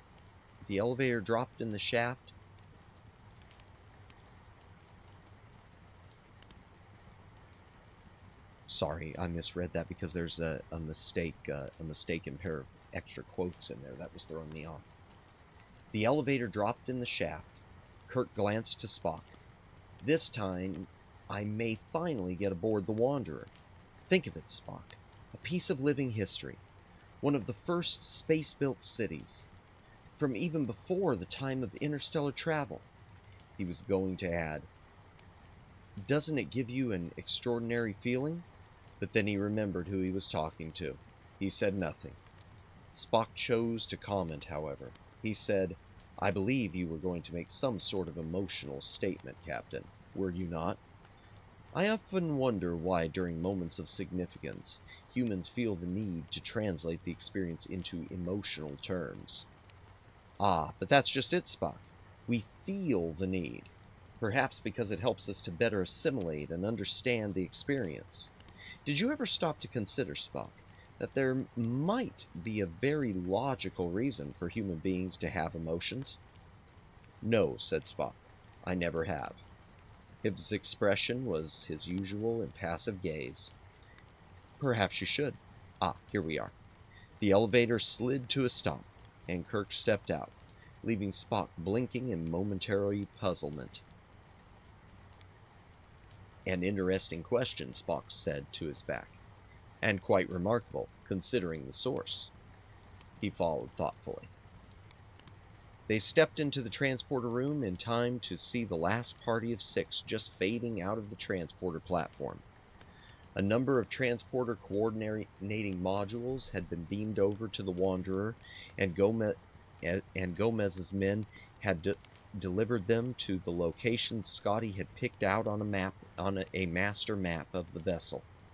Because of the spiraled nature of the ship's decks, it was possible to map the entire world as either a set of cross sections or a single long strip.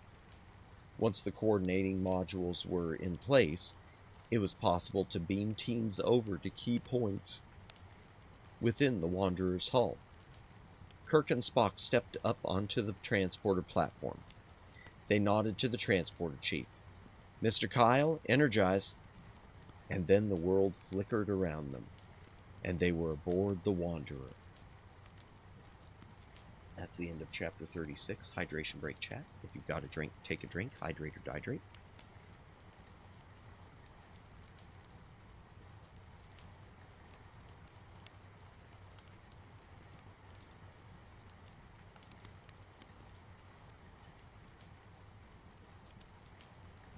Excuse me, I do need to cough. Let me mute them. By the way, I hope everyone's having a good night. I hope everyone had a good Thanksgiving if you are in the United States, or if you celebrate. Excuse me. And I hope everyone had a good and safe and fruitful Black Friday if you take part in that as well.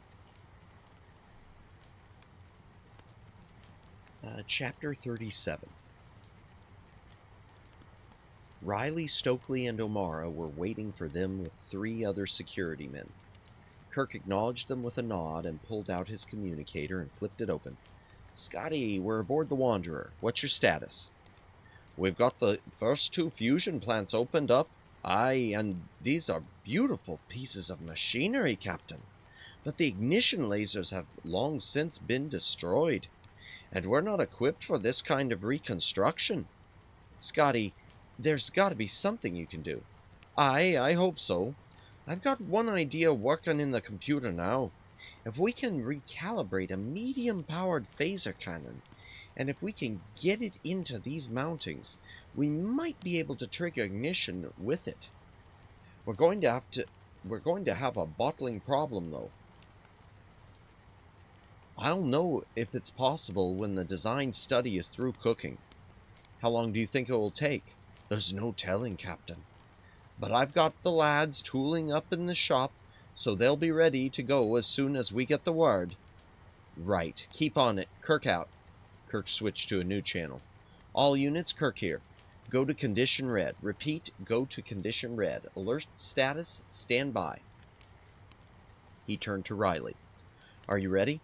Yes, sir. All right, let's see what you've got. Riley grinned. Yes, sir.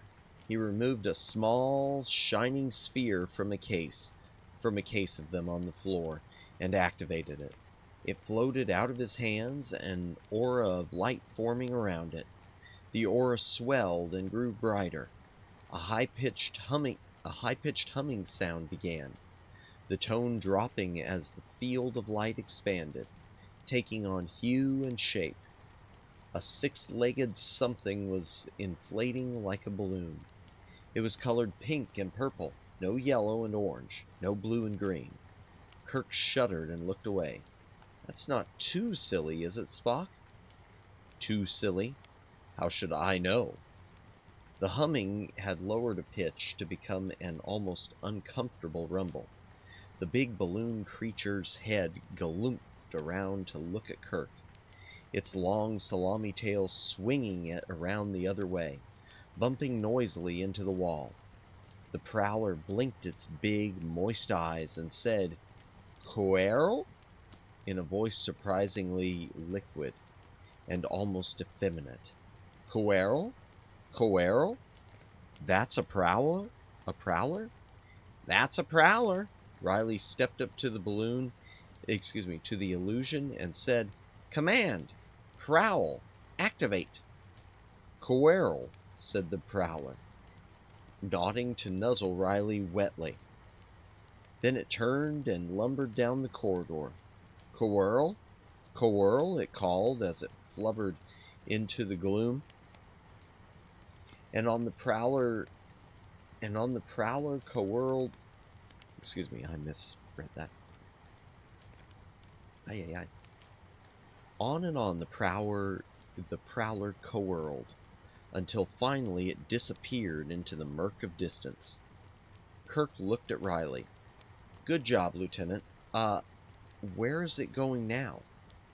"Oh, it'll find its own way up to the upper levels. All of the toys have been programmed with a map of the Wanderer.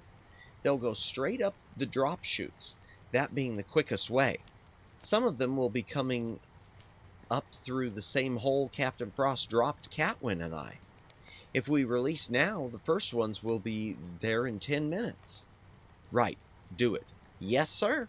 Riley grinned. "It'll be a pleasure." He motioned to the others. They began taking the rest of the shining spheres out of the box and activating them. The corridor began to fill with prowlers and growlers and bears. "Chartreuse bears?" asked Kirk. "And lavender, too. We have all different colors. Whoops. Watch out for that one." That one was a looping purple python.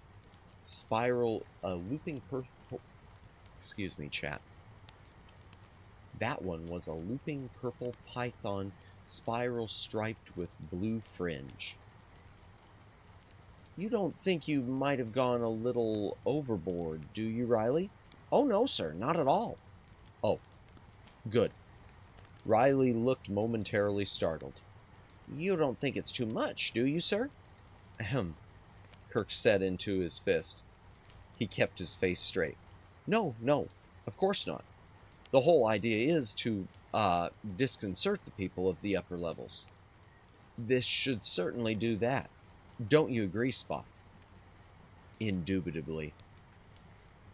A few moments more, and the last of the prowlers, growlers, bears, boas, and bandersnatchi had galumped and galoshed, babbled, clucked, clawed, and slithered their way down the corridors or up the shafts, and the lower levels were silent again. "Is that it?" Kirk took a breath. "Yes, sir." "Good. Let's go." They rode upward through an access tube. A vertical conveyor belt ran the length of the tube, studded with hand and footholds. The boarding team had attached their own power packs to the ancient linear induction motors. The machinery squealed and whined and occasionally sparked, but the belt ran upward. The top of the shaft was sealed. "Can we cut through it?" Spock scanned the dull gray surface with his tricorder. "We can cut through it," he said, "but it'll take several weeks to accomplish. The shaft has been completely plugged by several hundred feet of foamed concrete." "Terrific," said Kirk. "Spock, you have the map. Is there another shaft?" Spock shook his head. "I suggest we go around, Captain. If we take this tunnel aft, there's an access chute that should take us all the way up to the core. Captain Gomez confirms that it's clear. We can follow the core space forward and come down on the upper levels from the central axis space. Kirk frowned unhappily. He flipped open his communicator. Scotty, status report. Aye, Captain. It's a mess, all right. We can do it, but it's gonna take hours, perhaps days. All right, keep on it. He switched channels and contacted the other two boarding teams, trying to reach the boarding teams trying to reach the upper levels. They were experiencing the same problem. Their access chutes had also been plugged. Abruptly, he thought of something else. Riley, your toys. You'd better put them on hold. We're not going to want them working until just before we break through. Yes, sir. Riley flipped open his own communicator and punched through a code signal. This isn't working out as I expected, Kirk said. Spock, you and I are going to beam back. We'll keep the teams moving inward. As long as the transporter can focus on any given communicator, we can join whichever team has the best chance of getting through. Riley, you take your men aft and try the access chute there. Contact me when you get to the top. He flipped open his communicator. Enterprise, 2 to beam over. That's the end of chapter 37. Let me take another hydration break, chat. If you've got a drink, take a drink. Hydrate or dihydrate.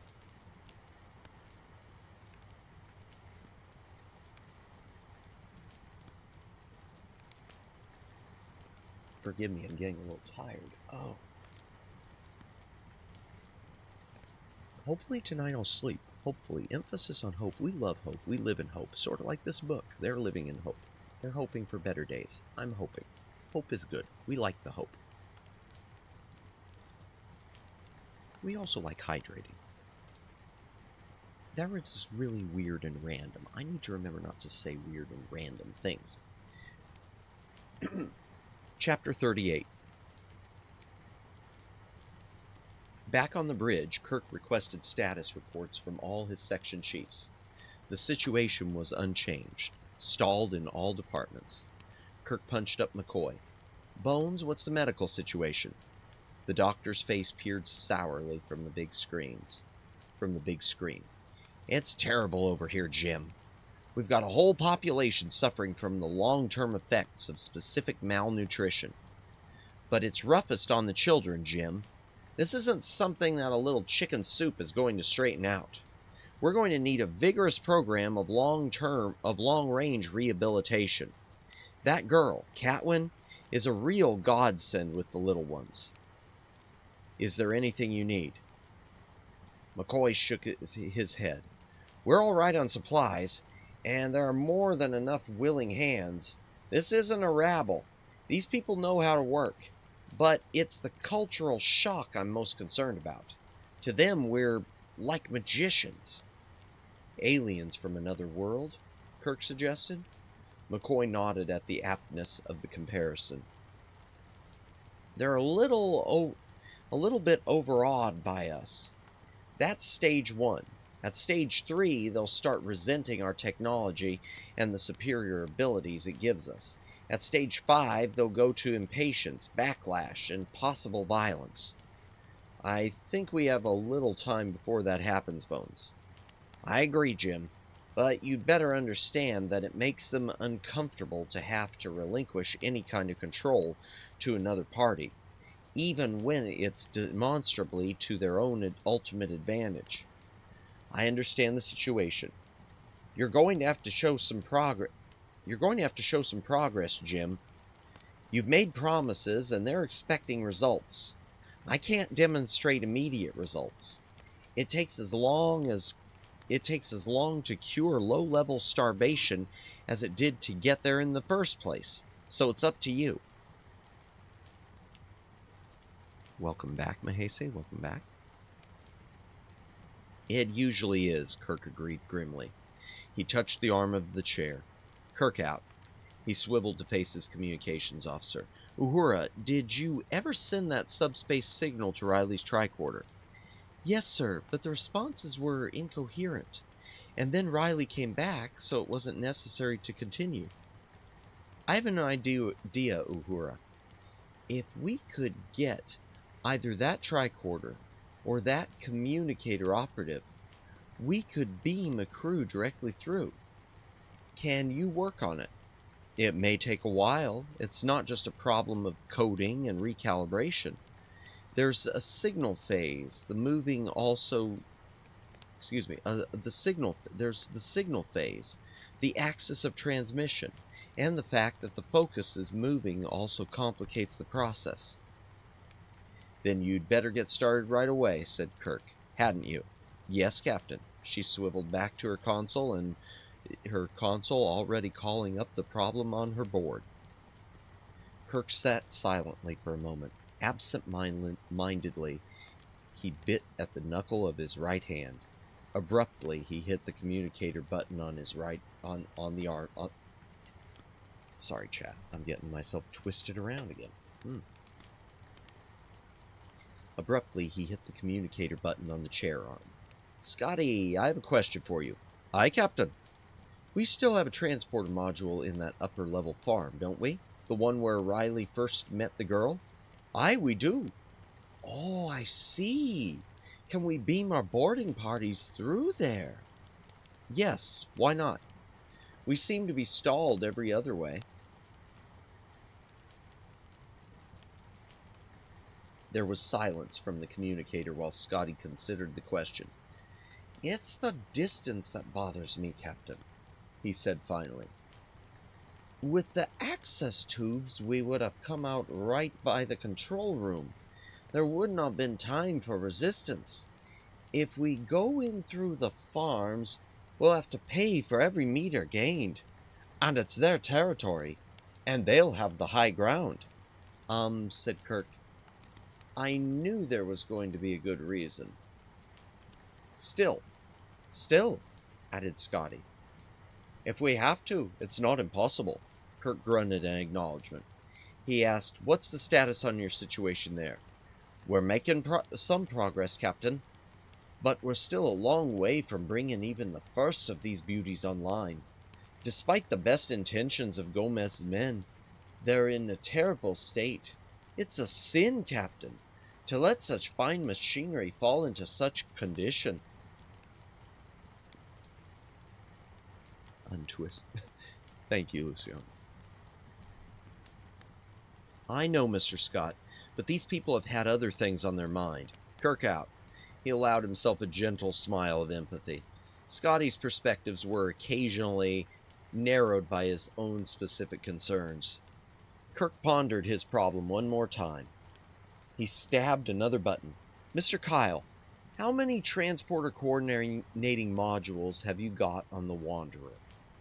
We've got 17 modules in place. We also have 43 communicators and tricorders aboard the vessel in the hands of various Enterprise personnel. Is it possible, Kirk asked, to coordinate all those separate point sources as a network? Knowing the design of the Wanderer, can we then extrapolate a position within that network and beam through a probe which, if the landing site is viable, can then function as a coordinator? It sounds good, Captain. And we've been tinkering with just that problem for some time. Mr. Spock suggested it last night, but Kirk looked at Spock, mildly surprised. Spock looked impassively back.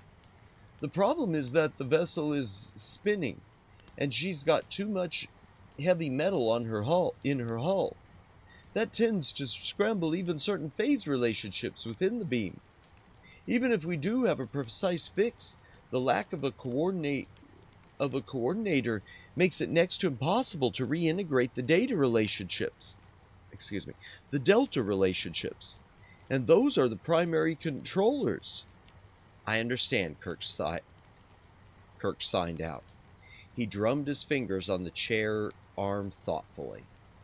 When the communicator bleeped, he answered it almost automatically. Kirk here. Riley, sir. We're at the top, and you'll never believe what we've discovered. We're on our way. He was already out of his chair. Spock, let's go. That's the end of chapter 38. Hydration break. If you gotta drink, take a drink. Hydrate or dihydrate. Oh yeah, I'm definitely tired. So my apologies if I'm fumbling anything in the chat.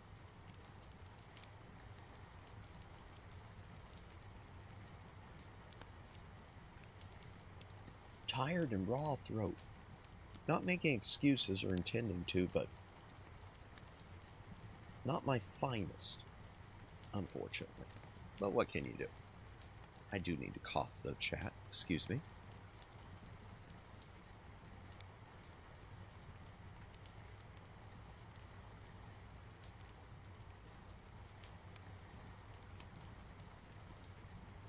Okay. Chapter 39. By the time Kirk and Spock beamed over, Riley and his team had already cut through. The captain and his first officer materialized in a small room in front of a very wide open door. Bouncing lightly on his feet, Kirk noted how light the simulated gravity was this close to the axis of the vessel. On the other side of the door, there was twilight. A cold, brisk wind whistled softly into the gloom. "Here," said Riley, handing Kirk a pair of goggles. "You'll need these." Kirk frowned and took the instruments without putting them on. He stepped through the open door. For a moment he was disoriented. He was standing on a hillside, underneath a starlit sky. The wind plucked at his shirt. Spock stepped up quietly beside him. They listened to the darkness. Kirk glanced around slowly. Behind them was a silhouette of light, the door in the hillside that they had stepped out of. Before them, in the distance, was a feeble glow. It was hidden by an intervening range of hills. Excuse me. Kirk took a deep breath, then another. "Smell that, Spock. Earth, soil, water, rain. And listen. Is that a stream?" "It sounds like it." Something hooted softly in the distance. Kirk remembered he was holding a pair of night viewers. He lifted the goggles to his eyes and looked. It took a moment for his eyes to focus, and even when they did, he had trouble resolving the image. The lines of perspective were all wrong. Excuse me. The lines of perspective were all wrong. No, different than what he was used to. Instead of stretching evenly toward the distance, they curved up overhead. They were in a gigantic cave, a twilight world. The landscape was circular: hills, mountains, streams, trees. Intellectually, Kirk knew he was on the inside of a massive cylinder, but emotionally, he hadn't grasped the reality of it until now. "This is their wilderness," he whispered. He offered the viewers to Spock. Spock shook his head. "I don't need them. Not just a wilderness, Captain. A preserve, a farm, a reminder of home, a test lab for new environments, a recreation area, a park, perhaps even an escape." Kirk put the viewers back up to his eyes. "Look, over there, mountains. And across the river, a desert." "Fascinating," remarked Spock. "They have simulated a wide variety of landscapes and ecologies. The rivers are natural barriers." He pointed. "See, you can follow that one tributary for quite some distance. From here, it seems to go through 3 separate areas. Probably there are more areas on the other side of the mountains. I'm sure that they would have used part of this core space to simulate the environment of any world they plan to colonize, although its primary purpose must have been as a functioning memory bank of genetic material." They were silent for a moment. Then Spock asked thoughtfully, "Captain, do you smell anything?" Kirk sniffed.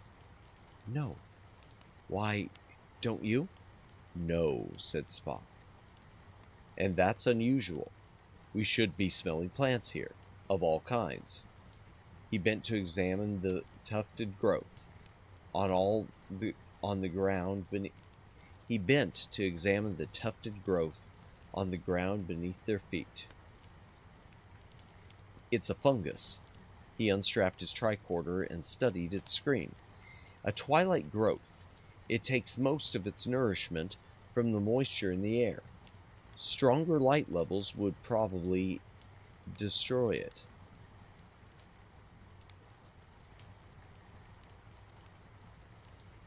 Let me reread that sentence. I'm sorry, chat, I fumbled that a bit.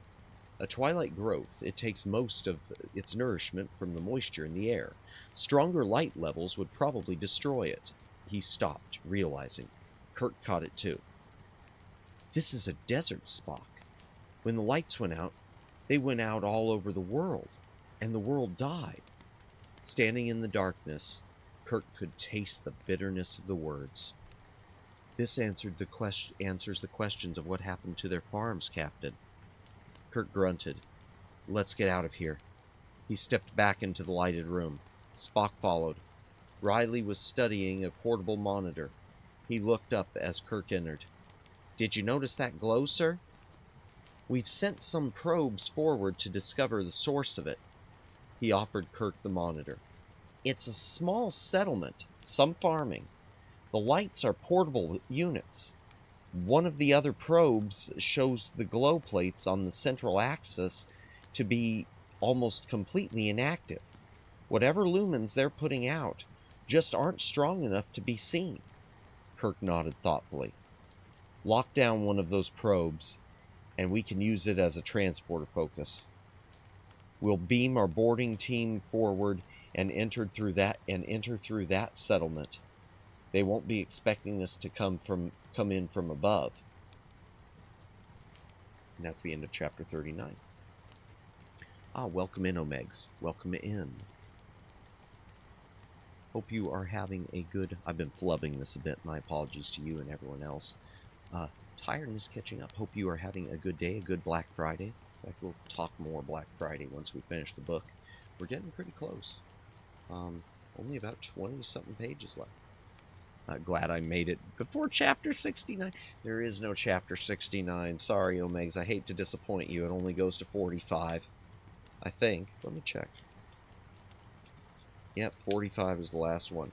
Hydration break, chat. If you gotta drink, take a drink. I know, Omegs. Heartbreaking. I don't even think there's a chapter 69 in Eugenics Wars, and that's like a 600-plus page Star Trek book. Jennifer, welcome in. Hope you are having a good day. Hope you had a nice Friday. Hope you were able to get some nice shopping done, you and everyone else, with the Black Friday, online at least. Unless you did go to the stores, in which case, you know, tend to your injuries.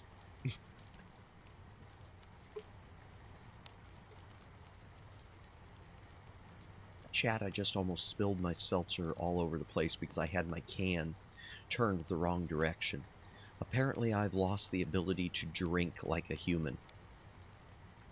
This is so heartbreaking, not gonna lie. Yeah, the book, according to the book, this station had 30,000 people, and there were only 3,000 people remaining on it.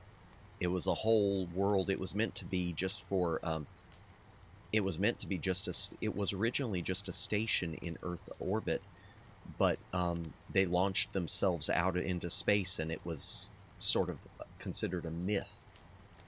I mean, a fake myth of future history, but I was lurking for a bit. Well, thank you for lurking, Jennifer. Always appreciate it. We love our lurkers. Lurk gang, best gang. Bod gang, best gang. Excuse me, I should have muted then. Chapter 40. The boarding team materialized on a shadowed hillside overlooking a small, bright valley.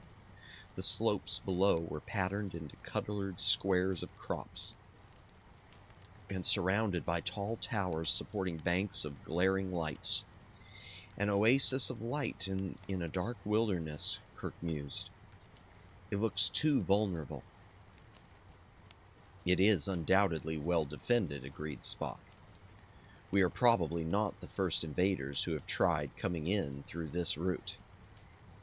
That's the problem. The lower-level tribes have had generations to try every available route. The upper-level people have had an equal length of time to develop every possible defense. Stokely and O'Mara were already surveying the installation. The other members of the team had started spreading out into a skirmish line. Kirk tapped Riley's elbow. "Get your toys into position. As soon as we find an entrance, let them go." "Yes, sir." Kirk checked the positions of his team and signaled them to begin advancing. Kirk looked to Spock. The Vulcan science officer had his tricorder set for long-range scan. He looked up. "It appears to be deserted, Captain." "Let's hope it stays that way." They skidded down the grassy slope. This close to the single source of light in the core space, the hills were covered with yellowish grass. The blades were wide and fragile. The footsteps of the crew members crushed into the growth like wounds. At the bottom of the slope was a shallow stream. It meandered deliberately through the fields. "Looks like we're going to have to get our feet wet." Kirk sighed. He signaled his troops to ford the brook. Fortunately, it was only a few meters wide. Riley was the first man up the opposite side. He took 3 paces forward and then fell flat on his face. "What the? Something tripped me." Kirk and Spock came up cautiously. Spock switched on his flash beam and held it low to the ground. Very faintly, a shimmering line appeared, hanging in the air. "Monofilament?" asked Riley, rubbing his bruised shins. "Not likely, else it would have cut you off at the legs," said Spock. "However, I believe you have activated the alarm system, Lieutenant." Riley stood up quickly, unstrapping his phaser. "Right," said Kirk. He glanced behind, checking that the rest of the team was out of the water. Spock was still angling his beam along the wire for them. They stepped over it carefully. "Phasers set for stun," Kirk ordered. "And watch your step." They began moving across the field, through low ranks of yellow-leafed plants. "Tubers," noted Spock. "One of the best protein sources possible." He bent and broke a leaf off one of the plants and sniffed it. He tasted it carefully.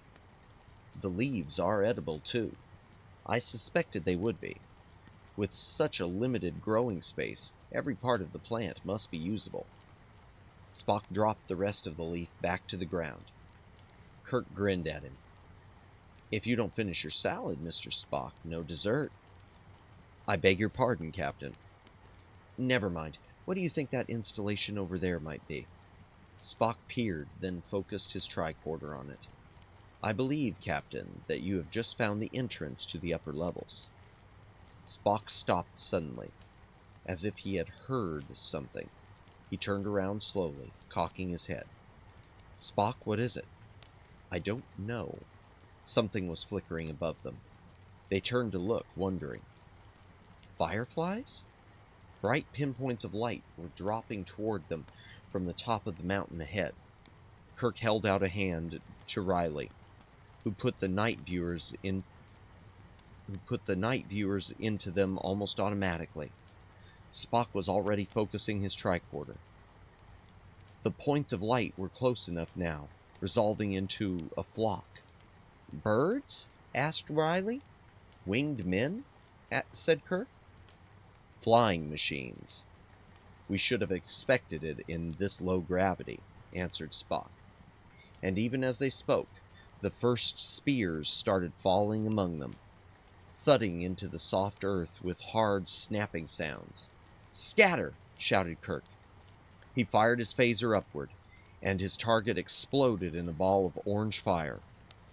"What the? Spock?" "It's the plastic in their wings. It's unstable.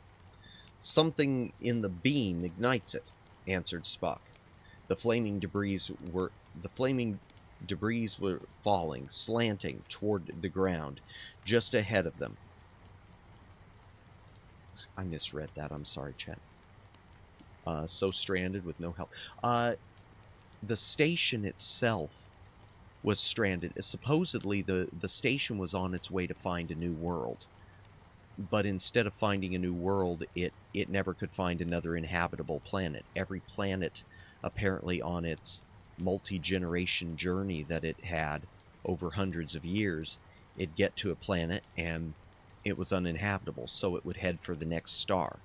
And at some point in between stars, there was a mutiny. And when the mutiny happened, now the ship is just going and going and on a collision course for the Galactic Whirlpool. A set of two black holes that are orbiting around each other, destroying anything that gets close. So yeah, definitely no help. They thought they'd be going off to colonize another world and make it their own, and instead,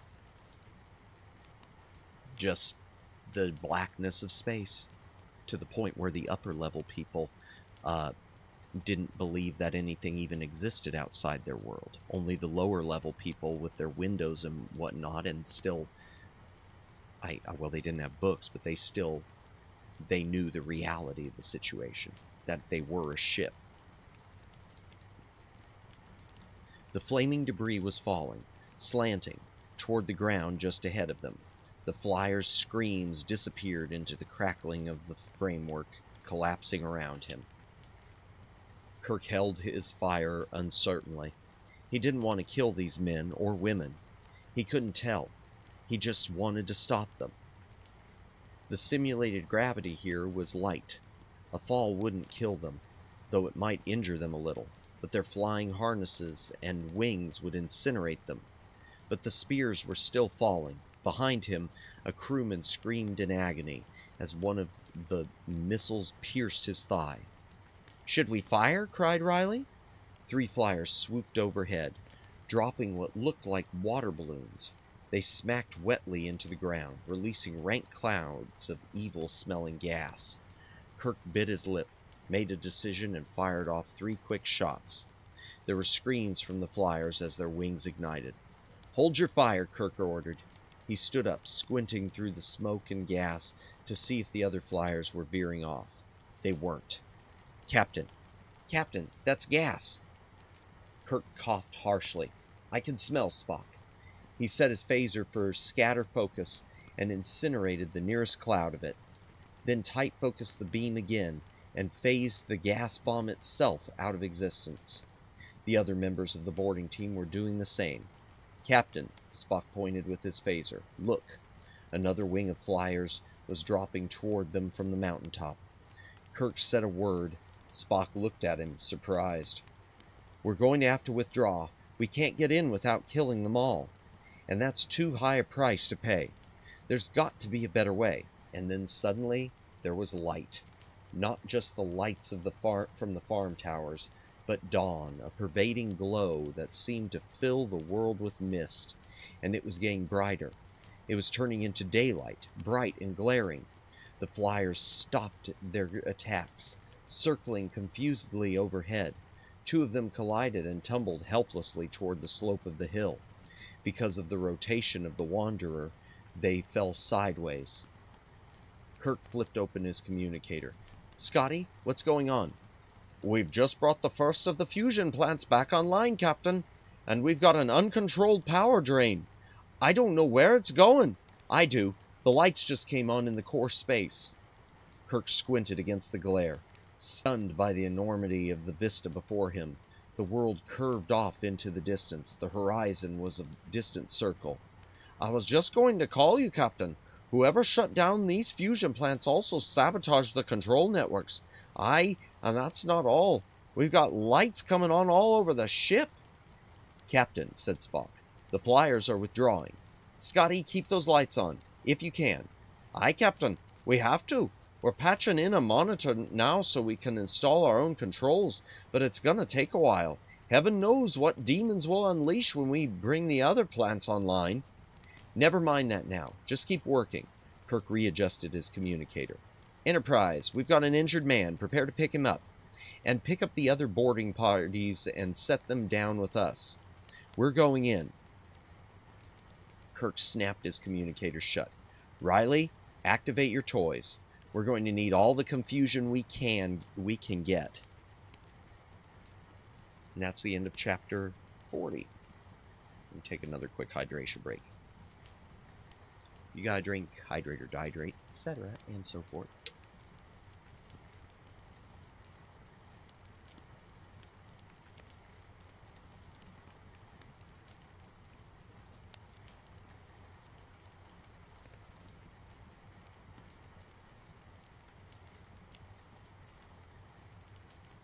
You know, one thing I need to do, chat, this is off topic. I need to fix my stream avatars so that they stay on longer, because they deactivate a little too early. I'll work on that later along with 1,000 other things.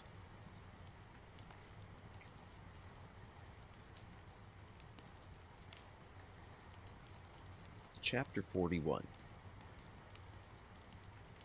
The entrance to the upper levels was deceptively simple. A set of stairs led down into the ground to a sealed door.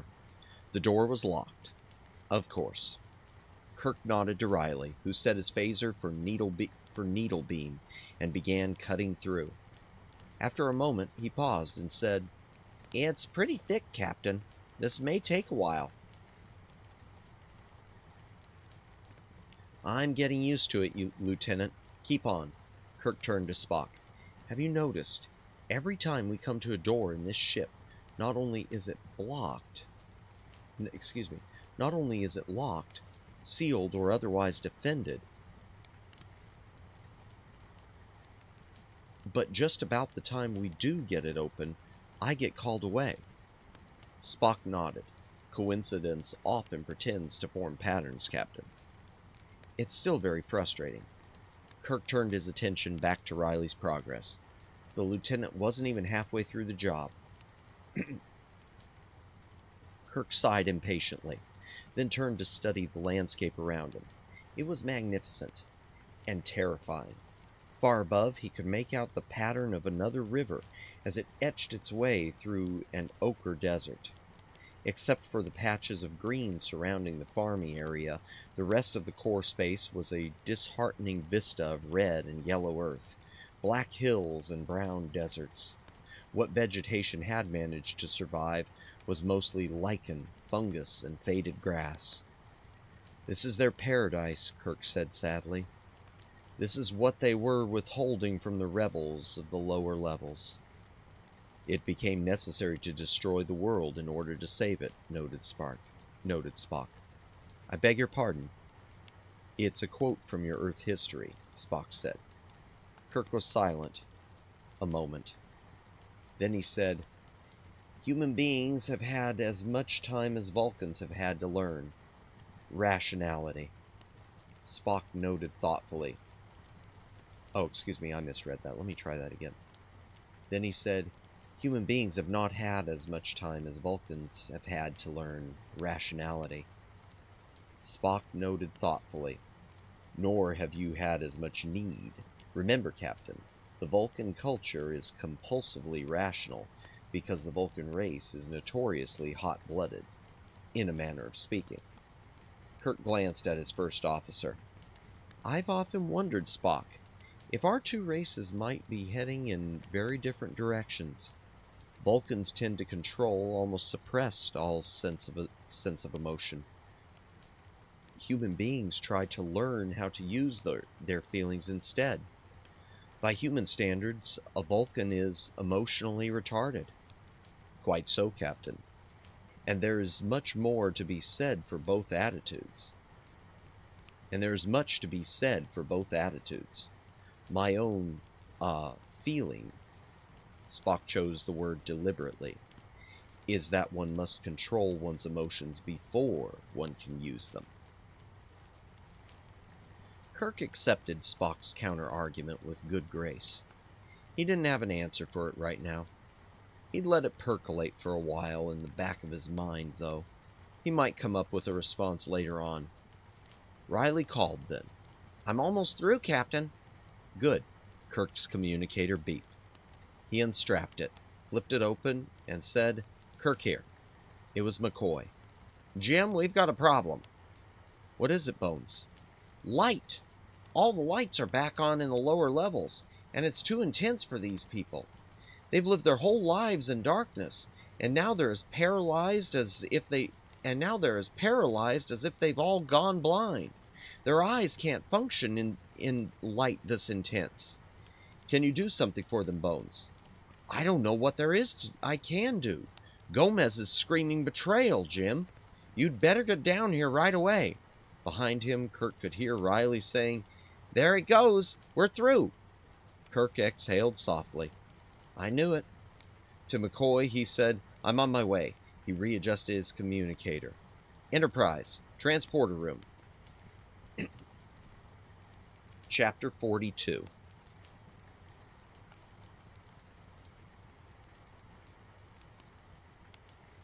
Gomez's office had been draped with canvas. Even so, the glare from the glow plates filled the room with a diffuse brown glow. The short, dark man had an angry expression. "I am vulnerable, Kirk. My people are unable to move because they cannot see." Kirk held up a hand to interrupt. He stepped over to a wall and peeled back a piece of the cloth. The glare from the glow plate was bright even for his eyes. "I see your problem." He flipped open his communicator. "Scotty, is there any way you could shut off the lights in the lower levels?" Scotty's voice was frantic. "Aye, there is, but we haven't found it yet. Sorry, Captain, but whoever mangled the control network up here did a marvelous job." "Terrific." Kirk flipped his communicator shut. Gomez stepped forward and peered into Kirk's face. "What are you going to do?" "I don't know yet. Let me finish assessing the situation." "There isn't time. 2 of my scouts report that a raiding party from the upper levels has already discovered that the lights are on all over the Wanderer. It's only a matter of time." Kirk flipped open his communicator again.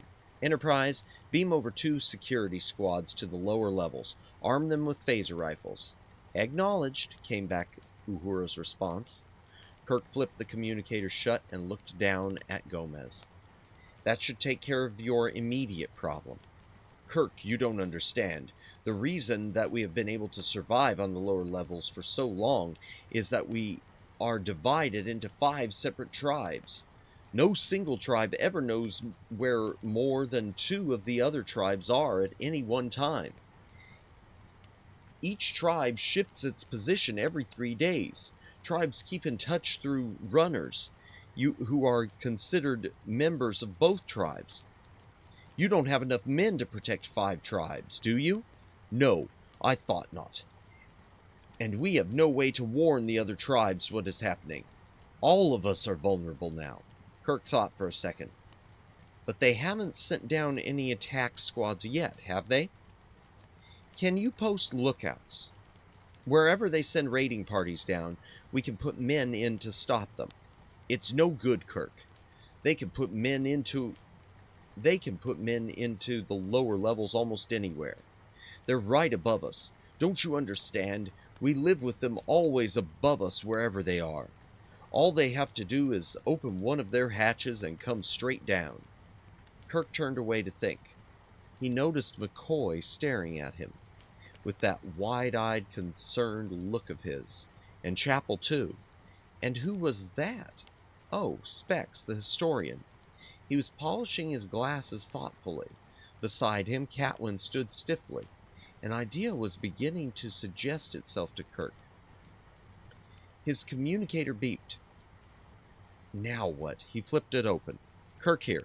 Hello? Hello? Am I working this thing right?" An unfamiliar voice came out of the speaker.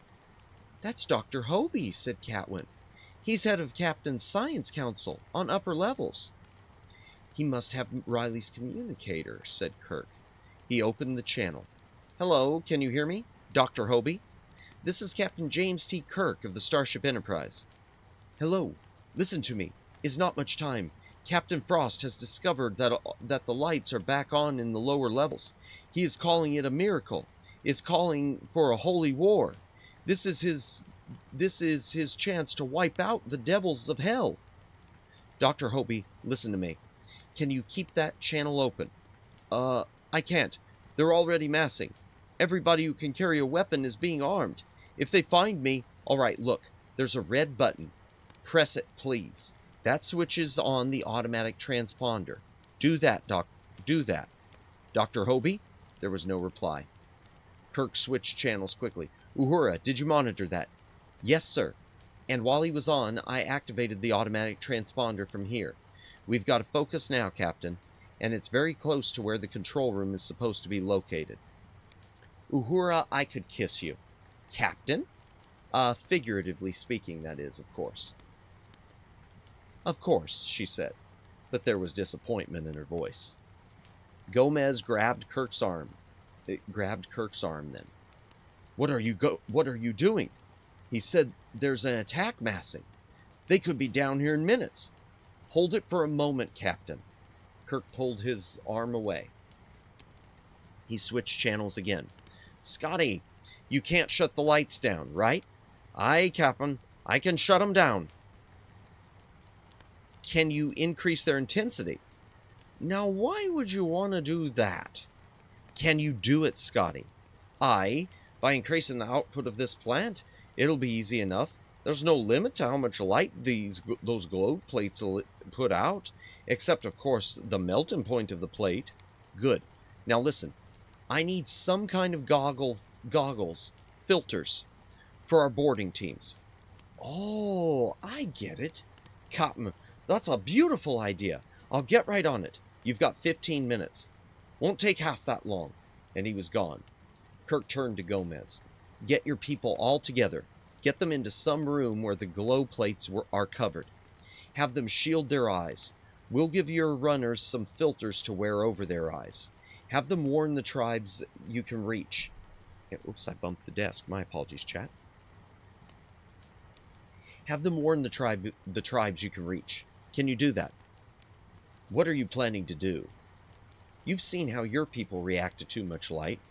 We're going to push the light levels of this ship up even higher, so that even the people of the upper levels will be blinded. Now go, get your runners. Kirk opened his communicator again. Enterprise, prepare to recall all boarding parties and put them down again at new coordinates. Uhura has the focus. One to beam over now. Energize. And that's the end of chapter 42. Hydration break, chat. If you got a drink, take a drink. Hydrate or dihydrate. Once again, thank you anyone who is lurking. And if you are VOD watching, thank you for VOD watching. If you're actively watching, thank you for actively watching. Appreciate it. If you haven't liked the screen, please consider doing so. It helps me a ton with the algorithm monster. And it is a monster.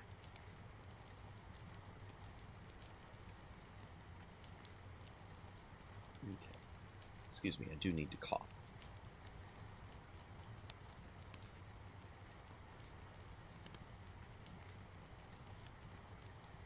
Okay, there we go.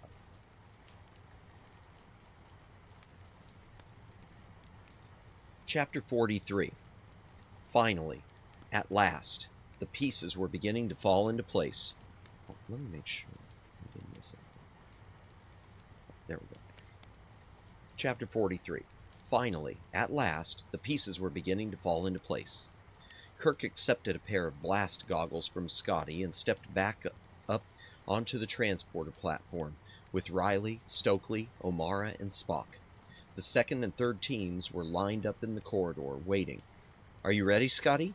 Aye, sir, I am. Scotty was beaming proudly. All right, let's go. Scotty stepped over to the transporter console and transmitted the order to his crew. He looked up.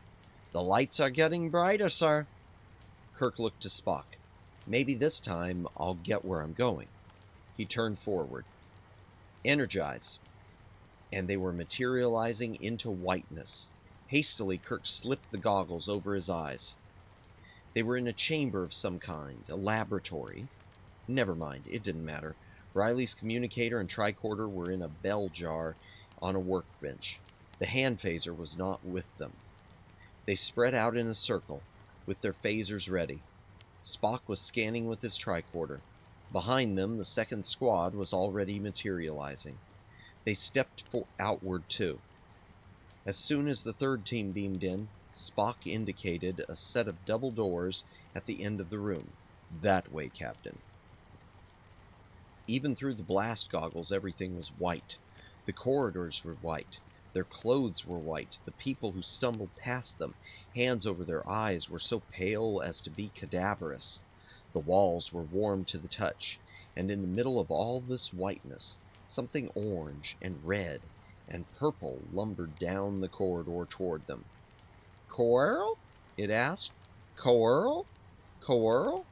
It stopped, cocked its head, blinked, coiled again, then half shrugged, and, keeping its 6 legs planted where they were, it rotated its head and tail clockwise around its body to face in the opposite direction, and coiled off down the hallway.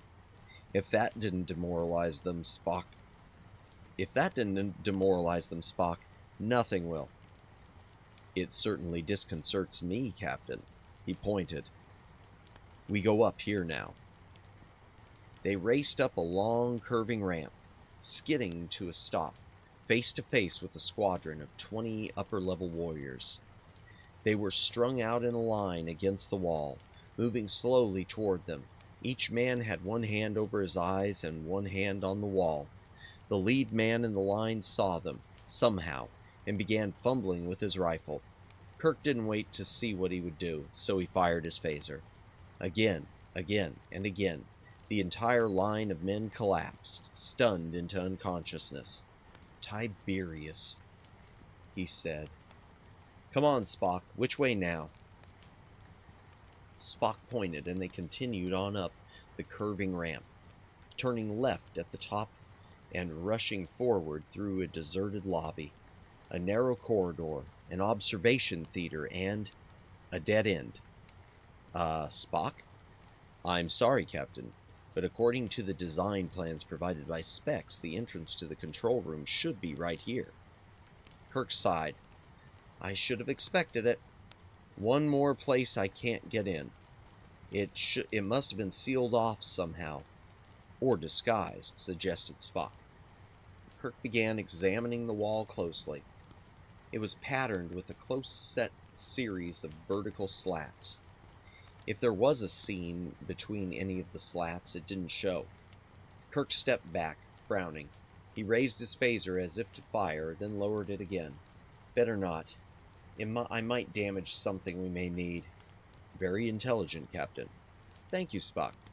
Abruptly, Kirk noticed something. A solitary drifter was creeping along the base of the wall. As he watched, it leapt along sideways. Kirk stepped over and picked up the small balloon. He replaced it against the wall. Once more it crept along the floor and moved by the air currents of the room. Once again it reached the same vertical slat and leapt away. Kirk pressed his face close. He sniffed. "Spock, what do you think?" Spock put his face close and sniffed also. "A draft from somewhere, perhaps." "Probably. The original seal was damaged when the camouflage was added." They stepped back, and Kirk refocused his phaser to a needle beam, using both hands to steady his aim. He sketched a quick line down the seam. It smoked and melted and peeled back to reveal the outline of another door, behind the false wall. Quickly, Kirk finished cutting away the rest of the camouflage. As soon as it was clear, Spock stepped up and began punching an emergency override program into the locks. Kirk flipped open his communicator. "Scotty, you could turn down the glow plates now. We're at the control room. We should be secure in a few moments." He waited for confirmation, then turned to the crewmen waiting behind them. "Riley, take charge here. Split into 3 teams and cover all accesses to this area. Don't let anyone through except on my orders or Spock's." "Yes, sir." Kirk flipped open his communicator again. "Enterprise, prepare to beam over the auxiliary bridge crew." Uhura's voice came back. They're still training on the mock-up, sir. Never mind that. In about 2 minutes, we're going to put them to work on the real thing. Aye, aye, sir. Kirk disconnected and turned to Spock. How are you coming? Spock didn't look up from what he was doing. The control codes seem to have been changed. The override doesn't work. Spock scanned the lock panel with his tricorder again and frowned impassively. He raised one eyebrow. Logic demands an alternate solution. He stepped away from the door, unstrapped his phaser, adjusted the beam, and began blasting a hole into the heavy metal. Pointedly, Kirk did not say anything. When the door fell open, still smoking around its edges, Kirk jumped through, followed by Spock, Stokely, and O'Mara. The light levels were normal here. They pulled their blast goggles off and looked around in awe. The control room was huge.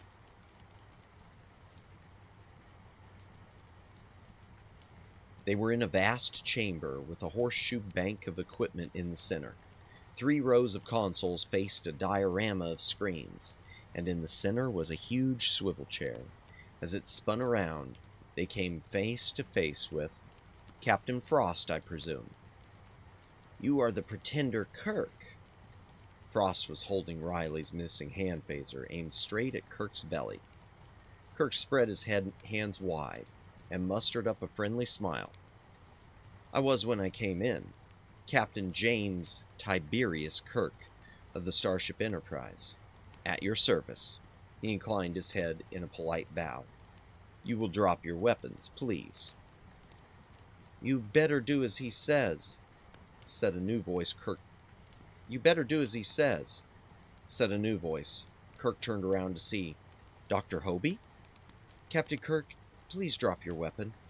Hobie was holding a weapon of his own, a very lethal-looking handgun, but his voice was apologetic.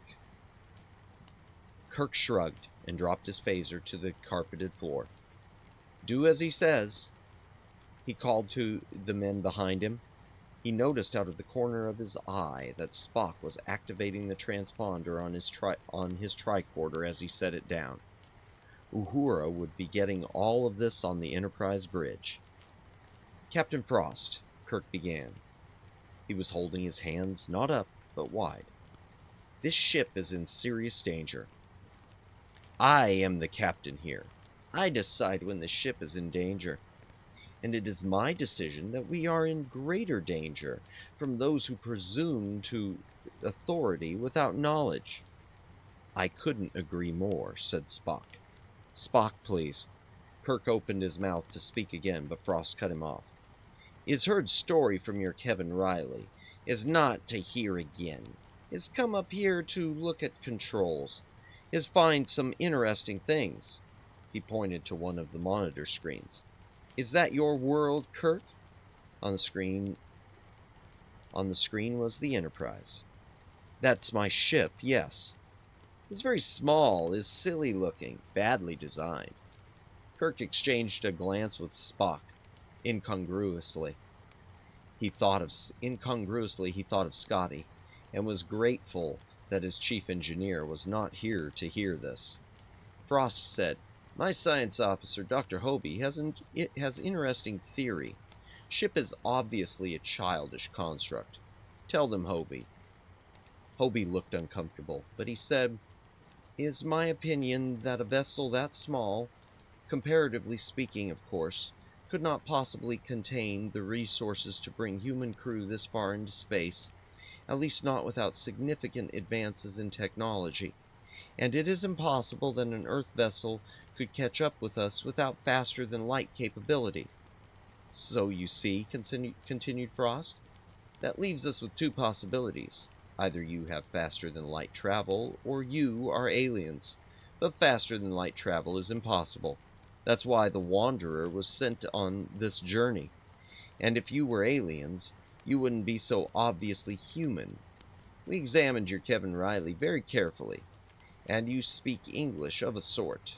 Your so-called ship is obviously just a childish construct and not a ship at all. So the only conclusion left to us, Kirk the Pretender, is that this is some vast, impossible hoax. Kirk opened his mouth to speak, but Frost cut him off again. No, I don't have time. I don't have to listen to you. You have to listen to me. Surely it must gall you to see how my superior intellect can so easily dismantle your carefully worked out plan, clever as it is. Unexpectedly, Frost smiled. Now then, it is obvious to me that the savages on the lower levels could not possibly have mounted a hoax this elaborate. Therefore, this is some kind of coup, long planned, being mounted by my own political enemies on the upper levels. Oh yes, I'm aware that there's an underground movement with hidden farms and even occasionally an unregistered child. Have long been watching for an alliance between the underground and the lower level tribes. Kirk glanced at Spock. The man's logic was baroque. Do you follow this, Spock? I think he's losing me. I follow it, Captain, but it's rough going. Gotta love when dum-dum are in charge, making the situation worse. Yeah, my favorite annoying trope. Yeah, it is an annoying trope. It is. I forgive it because I like the story, but yeah. Kirk said, Captain Frost, isn't it just barely possible that the unlikely explanation might have some truth to it? You have instruments here. Can't you see the danger ahead? Frost said, Is possible there may be reason to change course of Wanderer. Is possibility only, I grant. But is more likely that changing course is only an excuse to justify your mutiny. But even if possibility is true, it is decision that must be made by Captain.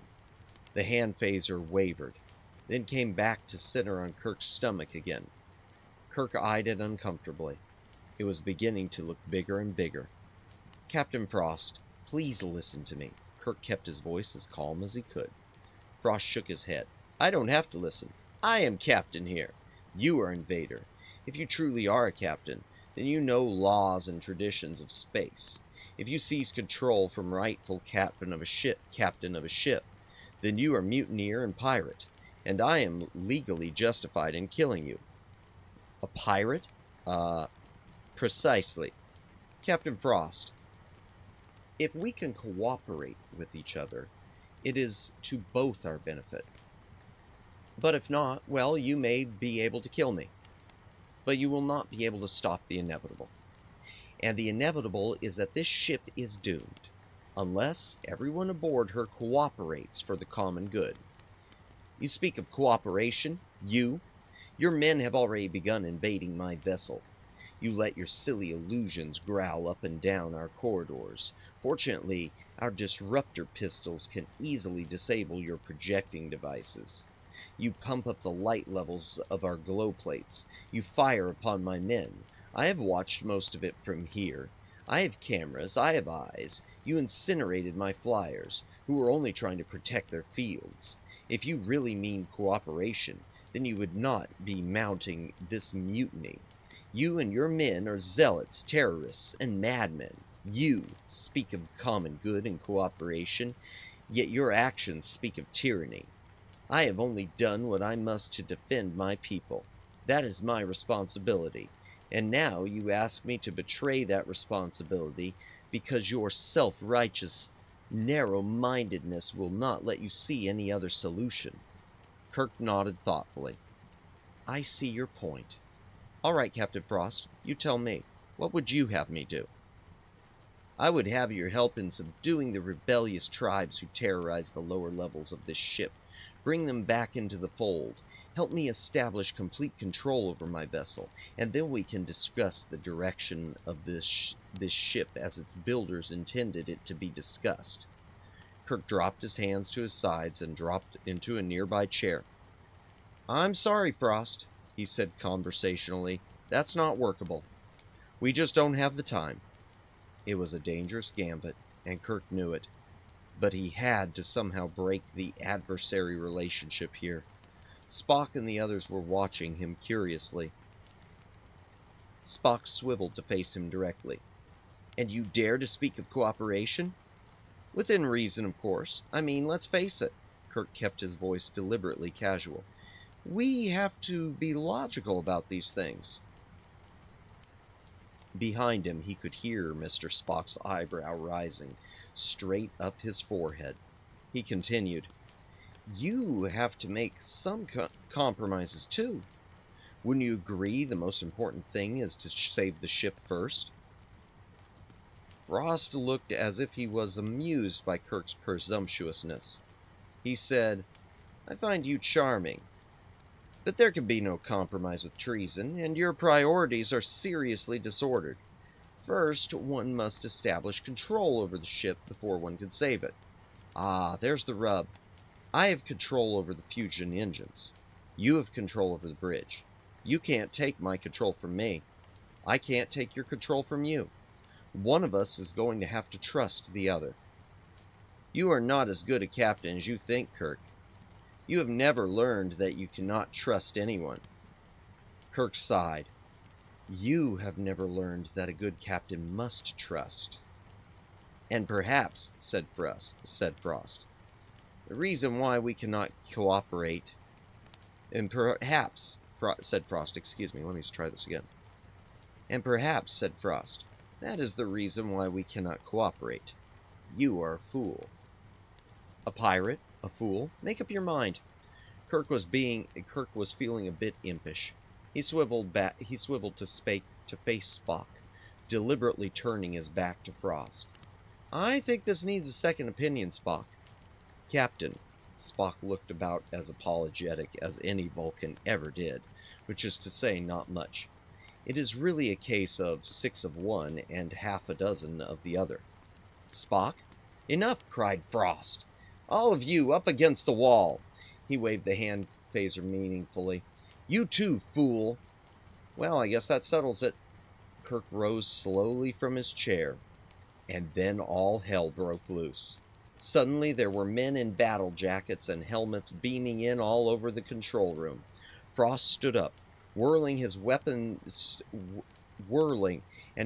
started to sparkle with transporter effects. Frost panicked and fired. The hand phaser sparked. It was caught in the transporter effect, and then it imploded. Frost was enveloped in flame. The fireball whitened into brilliance and collapsed with a sound like lightning. The shock knocked Kirk off his feet. The others dropped to the floor, flattening themselves against the glare. Intense heat washed over them, and then there was silence. Kirk was the first to look up. Captain Frost was gone, incinerated. There was only a light haze of ash to show where he had been. He hadn't even had time to scream. Hobie was screaming. Don't anybody move! He was pointing his pistol straight at Kirk. Kirk stood slowly, holding his hands wide. He motioned to his security men. Hold your fire. He took a step forward, then another. Dr. Hobie, you spoke to me on the communicator. You warned us about the attack that Captain Frost was going to send against the lower levels. You wanted to save lives. I wanted to believe in you, Kirk. I still do, but... The gun barrel wavered nervously. Now I don't know if I can. All the time you were asking Frost to trust you, you were already betraying him. Perhaps even now you're planning to betray me. Kirk said slowly, Dr. Hobie, it's difficult to trust a man when he's pointing a gun at you. Hobie looked at the weapon he was holding, then back to Kirk again. You have a more advanced technology, Kirk. I recognize that. I believe your story. I believe your ship and your technology. The evidence is too overwhelming. But answer me this. What kind of a gun are you holding on me? What are you going to do next? Kirk took a step sideways, slowly bent, and picked up Spock's tricorder. He held it up so Hobie could see what he was doing, and deliberately switched it off. The Enterprise can't hear us or see us anymore. It's just between you and me, Hobie. You could trust me now, or you could pull the trigger. Hobie shook his head. That's a hollow gesture, Kirk, and we both know it. Kirk agreed. You're right, but I can't give you anything but gestures right now. There are no guarantees with trust. You either trust or you don't. You could kill me now, Hobie, and probably one of my men here will stun you. Our weapons are all set for stun. Or you could trust me. Either way, we're going to change the course of this vessel and try to save the lives of the people aboard her. But I'll tell you this. If we, the men and women of the Enterprise, have to do it by force, then it will break the spirit of your civilization. Your people will forever be ashamed of their heritage. On the other hand, Kirk said, you could put that gun down and take charge of reuniting your people, helping us discover what changes were made in this ship since she first left Earth's system. My chief engineer is good, but this vessel is too big, is just too big. And there's a very good chance he won't be able to bring all those engines back online in time. Your people, though, you have the knowledge. And you're head of the Science Council, Dr. Hobie. You know how to use it, and you have the authority. Your people will listen to you. And if your people can do the job, then there's no reason why my people should have to do it, by force or any other way. And what you regain, all of you living here on the Wanderer, is your pride in yourselves. Hobie's expression was troubled as he listened to Kirk's words. He said, Kirk, this is all happening so fast. Kirk added, let me introduce you to someone who may be able to give you some help. Slowly, he opened his communicator and adjusted the channel. McCoy, would you let me speak to Gomez, please? Gomez, the Satan? Hardly, Kirk smiled gently. The communicator barked abruptly. Gomez here. Kirk handed his communicator across to Hobie. Talk to him. This is Dr. Hobie. Of the upper levels? Yes. You helped save lives, sir. We are grateful. Yes, Gomez. Captain Gomez, I hold the logbook. I am duly elected. Captain Gomez, we need to talk. You and I... Kirk says we must trust each other. There was a moment's silence. Then... You can trust Kirk. I know that. The question I need answered, Gomez, is this. Can I trust you? Gomez said, Can I trust you? We have the same problem, sir. Gomez was silent again. Then he said, Each of the tribes has a logbook, Dr. Hobie. Each logbook has details of a different set of sabotages carried out against the ship. Kirk and Spock exchanged a look. Gomez hadn't told them that. Of course, he would have needed something to bargain with. The man was no fool. Hobie was saying, If I guarantee your people food and access to the core space so you can start farms of your own, will you give me access to your logbook? And knowledge, asked Gomez. Teachers. And access to the ship's library, including the forbidden tapes? And what about the other tribes? Are they included? I can see that this is not going to be easy, Hobie admitted. There is so much to be done. Gomez answered, Sir, we cannot continue to make war on each other forever. I know, Hobie said sadly. In 3 years this ship will die. Captain Frost could not read his own instruments, but I can. Captain Gomez, we must work together. We have no choice. Then Kirk was right. About that, yes, but... Hobie sat down in a chair, putting his pistol down on a nearby console. Captain Gomez, hasn't it seemed to you that he and his crew have been mucking all over the Wanderer without accomplishing anything? They just don't know what they're doing. If we combined our energies, do you think we might be able to demonstrate to them a few things about the way a vessel like this should be run? I've been wanting to kick him out and take proper charge for some time now. Kirk grinned at Spock. Let me have your communicator, he said. Spock handed it over. Kirk opened a channel. Enterprise, we're secure. Scotty's voice came back. Aye, Captain. But that was a close one. We've blown our monitoring cells. The main transporter will be out of commission for a while. Kirk said, Sure. Now when I want to beam back, we'll be sending the auxiliary bridge crew over by the cargo transporter.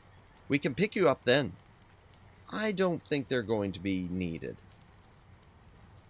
Oh, excuse me, I misread it. I don't think they're going to be needed, Scotty. The locals seem to have the situation in hand, which is just as it should be. Kirk switched off and turned to Spock.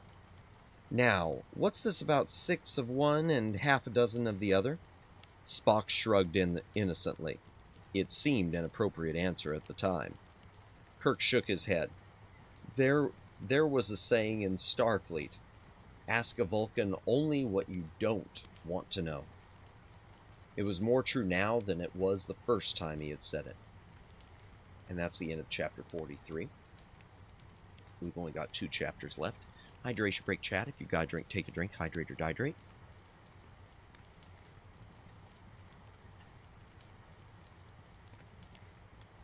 Chapter 44. Riley found Catwin in a dirty room, surrounded by dirty children. She was telling them a story about a child who asked too many questions. The children were giggling nervously, as if still afraid to laugh out loud, and yet their eyes shone. Catwin? She looked up. I have to go back to the Enterprise now. Catwin held up one hand to him in a wait a moment gesture. She said to the children, Is must talk, wait. She stepped outside into the corridor with him. Is proud to know you, Kevin Riley. I don't know when we'll ever see each other again, Catwin. She shook his hands. Is known that too. Is already miss you. She looked down at the hands she held in her own, then into his face again. She blinked, and Riley could see the glisten of tears welling up in the corners of her bright blue eyes. Is something perhaps not meant to be, Riley managed to say. His throat was tight, and the words just wouldn't come out. Is learned to care about you, Catwin. Care? Is like love. Is beginning of love. Love, she repeated softly. Of all the different things I know, love has not been one of them, Kevin Riley. Until now. Riley clutched her hand suddenly. Catwin, I asked Captain Kirk if I could stay here on the Wanderer as part of the transition team, so I would not have to leave you. It's possible? Is not. Not yet. Perhaps not ever. I'm sorry. So am I. They held each other then for a long moment. He sniffed the warmth of her hair, and she clasped his shoulders tightly. Teacher, piped a shrill, childish voice, is finished story now. Catwin broke away to look down at a dirty face wide-eyed with curiosity and expectation. Is finished story now, she smiled. You go back in. She turned to Riley and kissed him quickly. Is always care, Kevin Riley. And then she was gone. Riley stood in the corridor, listening for a moment, and then he unstrapped his communicator and signaled the Enterprise to beam him over. And I'm not even going to take a hydration break. Last chapter, chat. Chapter 45.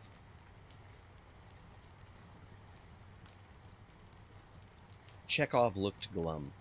There's good news, Captain, and there's bad news. James T. Kirk looked at his navigator warily. Chekhov, you're supposed to be the best. Are you telling me that you've failed? Chekhov looked insulted. And when he spoke, his accent was more pronounced than ever. If Mr. Scott had those engines online before the 13 days were up, I could have saved the Wanderer using her own engines entirely. But he didn't, and I can't, and that's the bad news. Kirk leaned back in his chair. Go on. The good news is that I have figured out a way to cheat. Cheat? Yes. Chekhov looked proud. Instead of trying to turn the Wanderer away from Ellison's variable, we're going to aim the ship straight for it. Straight for it? Well, not exactly straight for it, but close enough. The ship will loop around the star using its gravity for a slingshot effect. It will come out headed straight for Melkor's Pride. That's the good news. Kirk smiled broadly. That is good news. There's a colony on that planet already. They've been petitioning Starfleet for new colonists, and Starfleet has been wanting to grant their They've been petitioning Starfleet for new colonists, and Starfleet has been wanting to grant their petition. There just haven't been the ships available. Let's get some subspace messages off. There's going to be some paperwork necessary to make it legal. Aye, Captain. Oh, and Chekhov? Sir? Good job. Thank you. Thank you, sir. Kirk looked around himself. The bridge of the Enterprise felt good then. A good place to be. Lieutenant Riley stepped up beside him with a report to sign. The Wanderer is secure, sir. Our transition crew is already beamed aboard, and they'll be staying with the ship until Starfleet can get another vessel out here to rendezvous. A full cultural mission is probably necessary. You're right, Lieutenant. I've already recommended same. Oh? And I thought I was doing pretty good. Kirk looked at the slender young man. Kevin, he said, you're doing fine. I've just had a little more experience with some things, with some of these things. That's all. Someday I'll tell you the story of a certain Lieutenant Kirk and the... He stopped himself. Never mind. Maybe I won't tell you that story. By the way, did you ever catch that last prowler? No, sir. Its transponder seems to have been disconnected. It was sighted this morning, though, crossing one of the new farms in the core space. It was still coerling. Kirk nodded. Well, maybe they were ready for some new mythology on the Wanderer. The one about demons on the lower levels wasn't workable anymore. Yes, sir. Oh, Riley, one more thing. Sir? Did you make your farewells to Catwin yet? Yes, sir. Kirk looked fatherly. I know how difficult these partings can be. Sir, while I, liked her a lot, it really wouldn't have worked. She has her career, and I have mine. And, I understand perfectly, Lieutenant. Yes, sir. Thank you, sir. Riley stepped back and saluted and left the bridge. Kirk glanced after him almost affectionately. He turned around to see Spock looking at him oddly.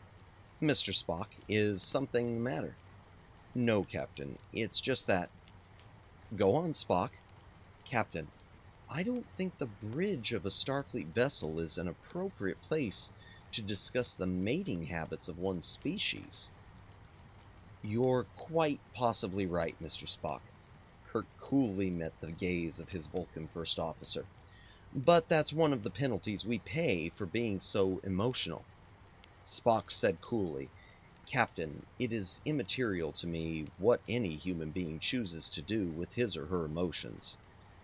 And then he added, as long as you don't do it in the streets and frighten the horses. Right, grinned Kirk. We'll remember that. Behind him he could hear Lieutenant Uhura stifling her laughter. Kirk swiveled forward. Mr. Sulu, have there been any additional sightings of that Klingon ghost? No, sir. Maybe he's left the area. Are we secured? Aye, aye, Captain. Good. Set a course for Deep Space Station K7. I could use a rest. And that, chat, is the end of The Galactic Whirlpool by David Gerald. I'll just read a little bit at the end, even though it's outdated now, but just so you know who David Gerald is. I mentioned before about Trouble with Tribbles. David Gerald, about the author, David Gerald is probably one of the best-known writers connected with Star Trek. He is the author of one of the most popular episodes of the series, The Trouble with Tribbles, and has written for the animated show as well. Mr. Gerald has 2 nonfiction Star Trek books to his credit, The World of Star Trek and The Trouble with Tribbles, the complete story behind the episode. He is also an award-winning science fiction author whose novels include The Man Who Folded Himself, When Harley Was One, and Moonstar Odyssey. At present, David Gerald lives in California and writes a column for Starlog magazine. Okay, chat. I hope you enjoyed that. I enjoyed that. That was a good read. That was a good read. That was a small Star Trek novel, but it still took 4 times because I'm slow. Slow, smooth, small brain. Let me raise my glasses up first, chat. Where's my thing? Where's my button for that? Boom. Okay, there we go. Glasses back up. I don't need the reading glasses anymore. And let's go ahead and head into the library chat, and we will do a little bit of a yapamus. Shall we?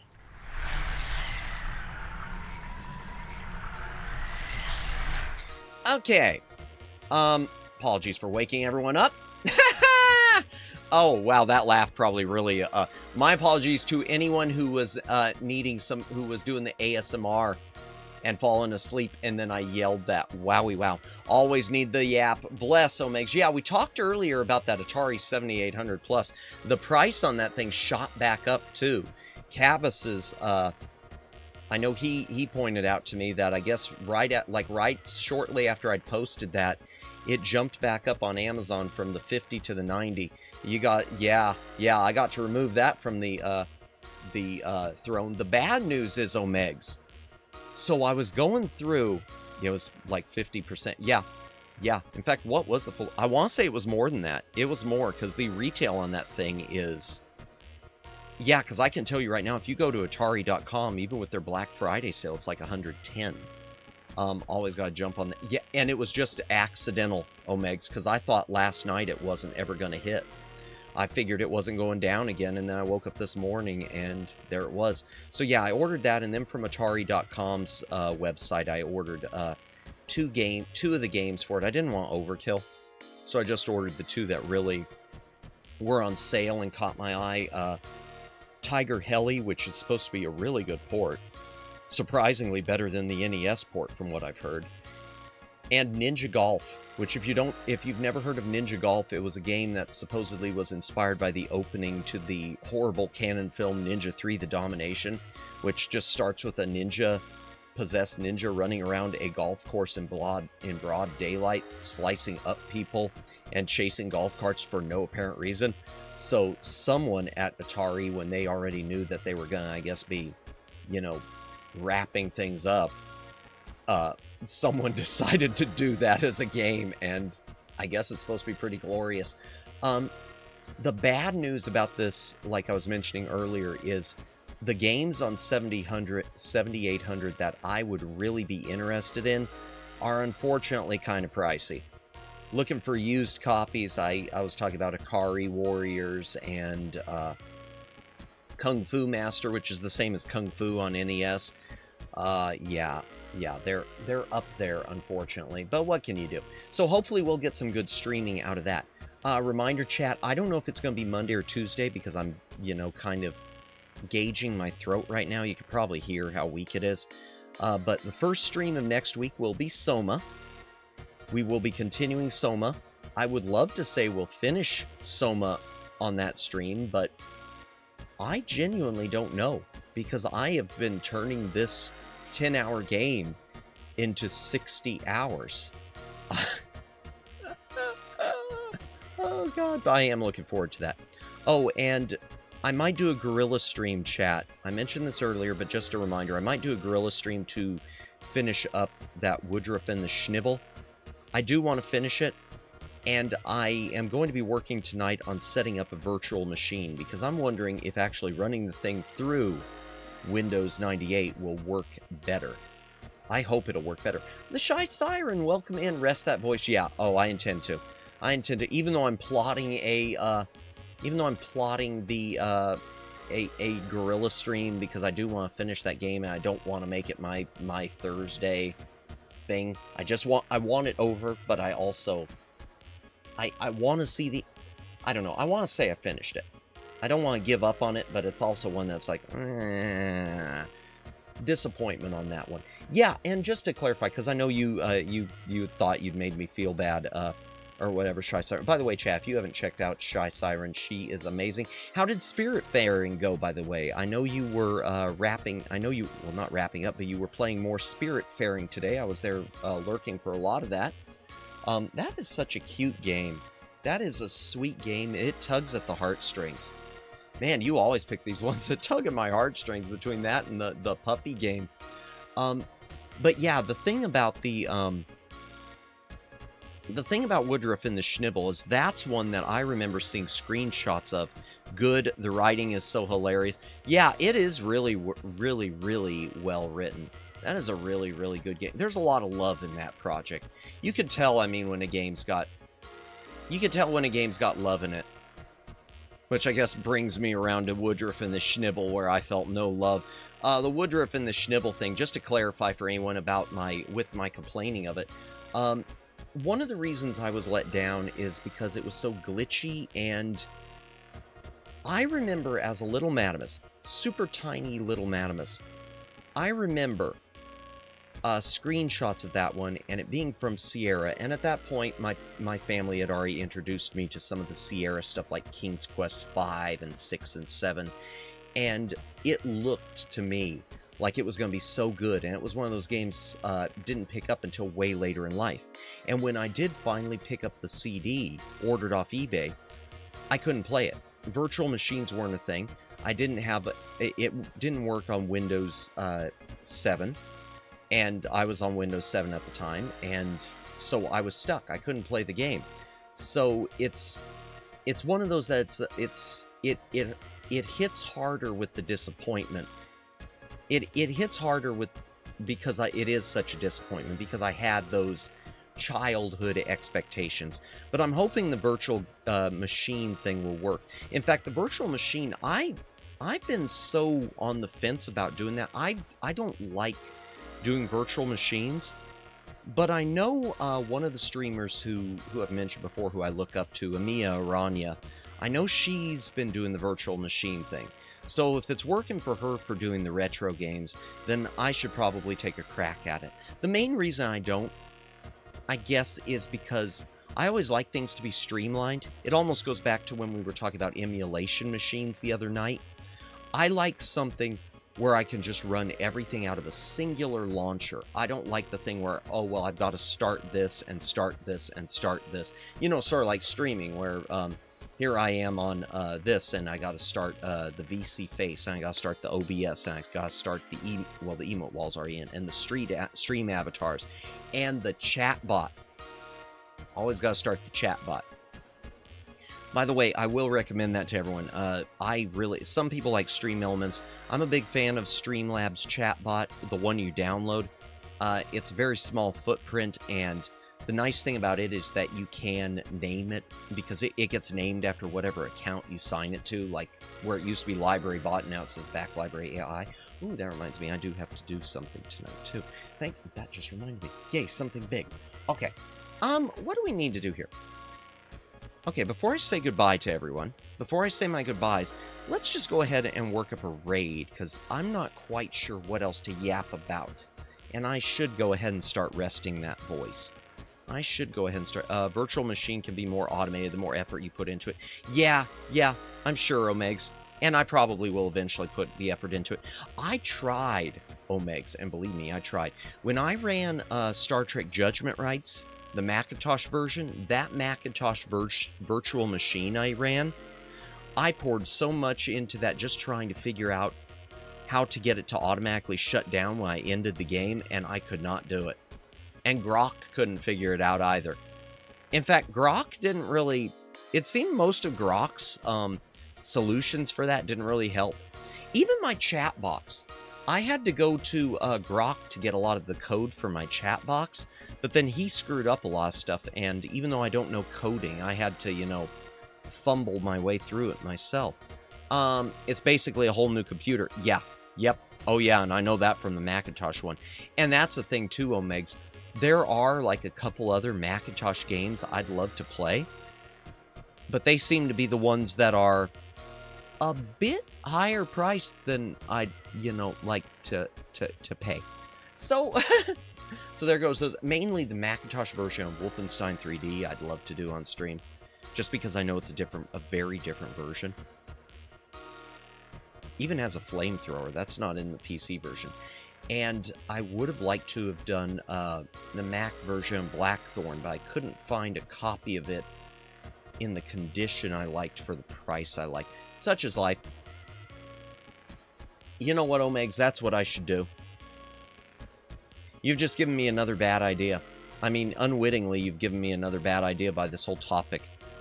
I should get myself the Macintosh version of King's Quest V just to continue this strange obsession I have with picking up different versions of King's Quest V for absolutely no reason other than to look at the shelf and wonder why I did that. Let's see who we can rate into. Bad ideas are only bad if they don't work out. Fair enough. Fair enough. I'll take that.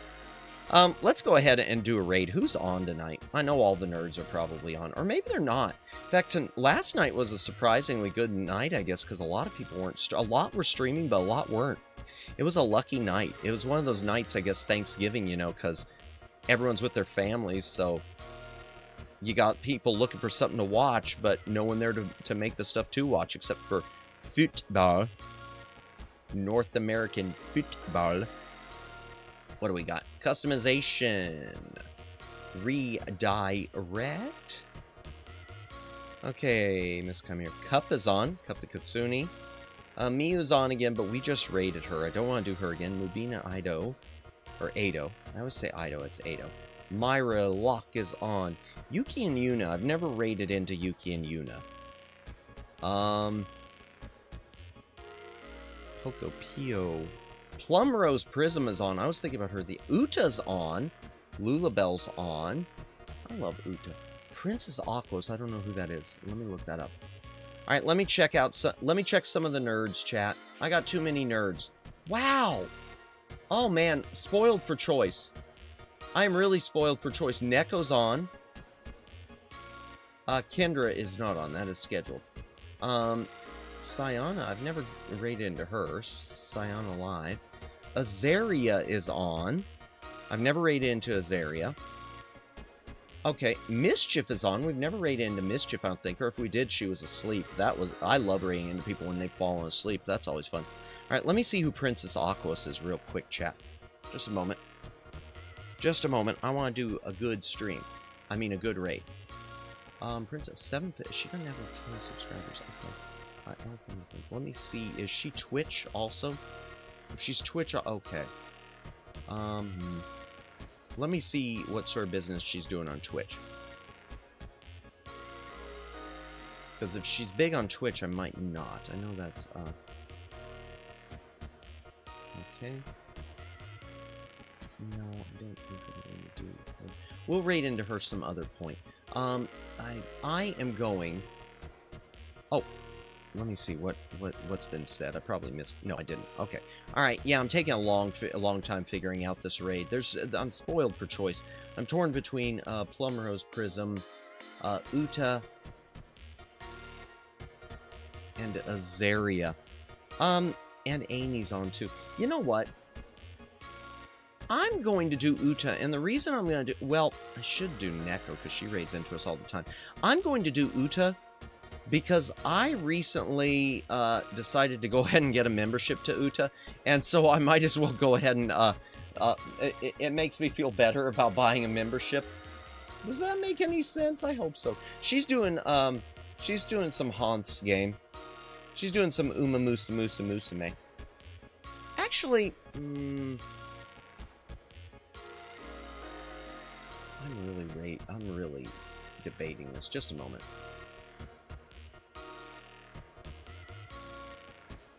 I should raid into Neko. I owe Neko a raid. You know what? I'm going to. And Omegs, you know this as well as anyone. I owe Neko a raid. She raided me like twice in the last week. So I really do owe her a raid.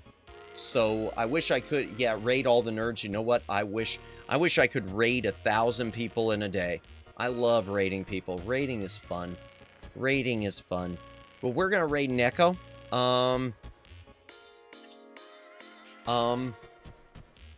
Definitely. Okay, let's see.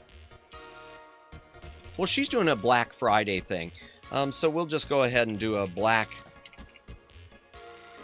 Friday back library raid. There we go. Black Friday back library raid. Nothing fancy. Nothing fancy tonight. So, that being said, thank you everyone who tuned in tonight. Thank you, Omegs. Thank you, The Shy Siren. Thank you, Jennifer. Thank you, Luciano. Thank you, Mahese. Thank you, Daylin. I know you had to take off. Who else? Let's look at the list. Thank you, Judd. I know you headed off already. Thank you, Cabbases. I know you were. Thank you, Flash Viewer. Thank you, I know I'm probably... Thank you, my ear trumpet has been struck by lightning, and thank you for the tip. Always appreciated. Thank you, oh gosh. Where is it? Nick Gamer, thank you.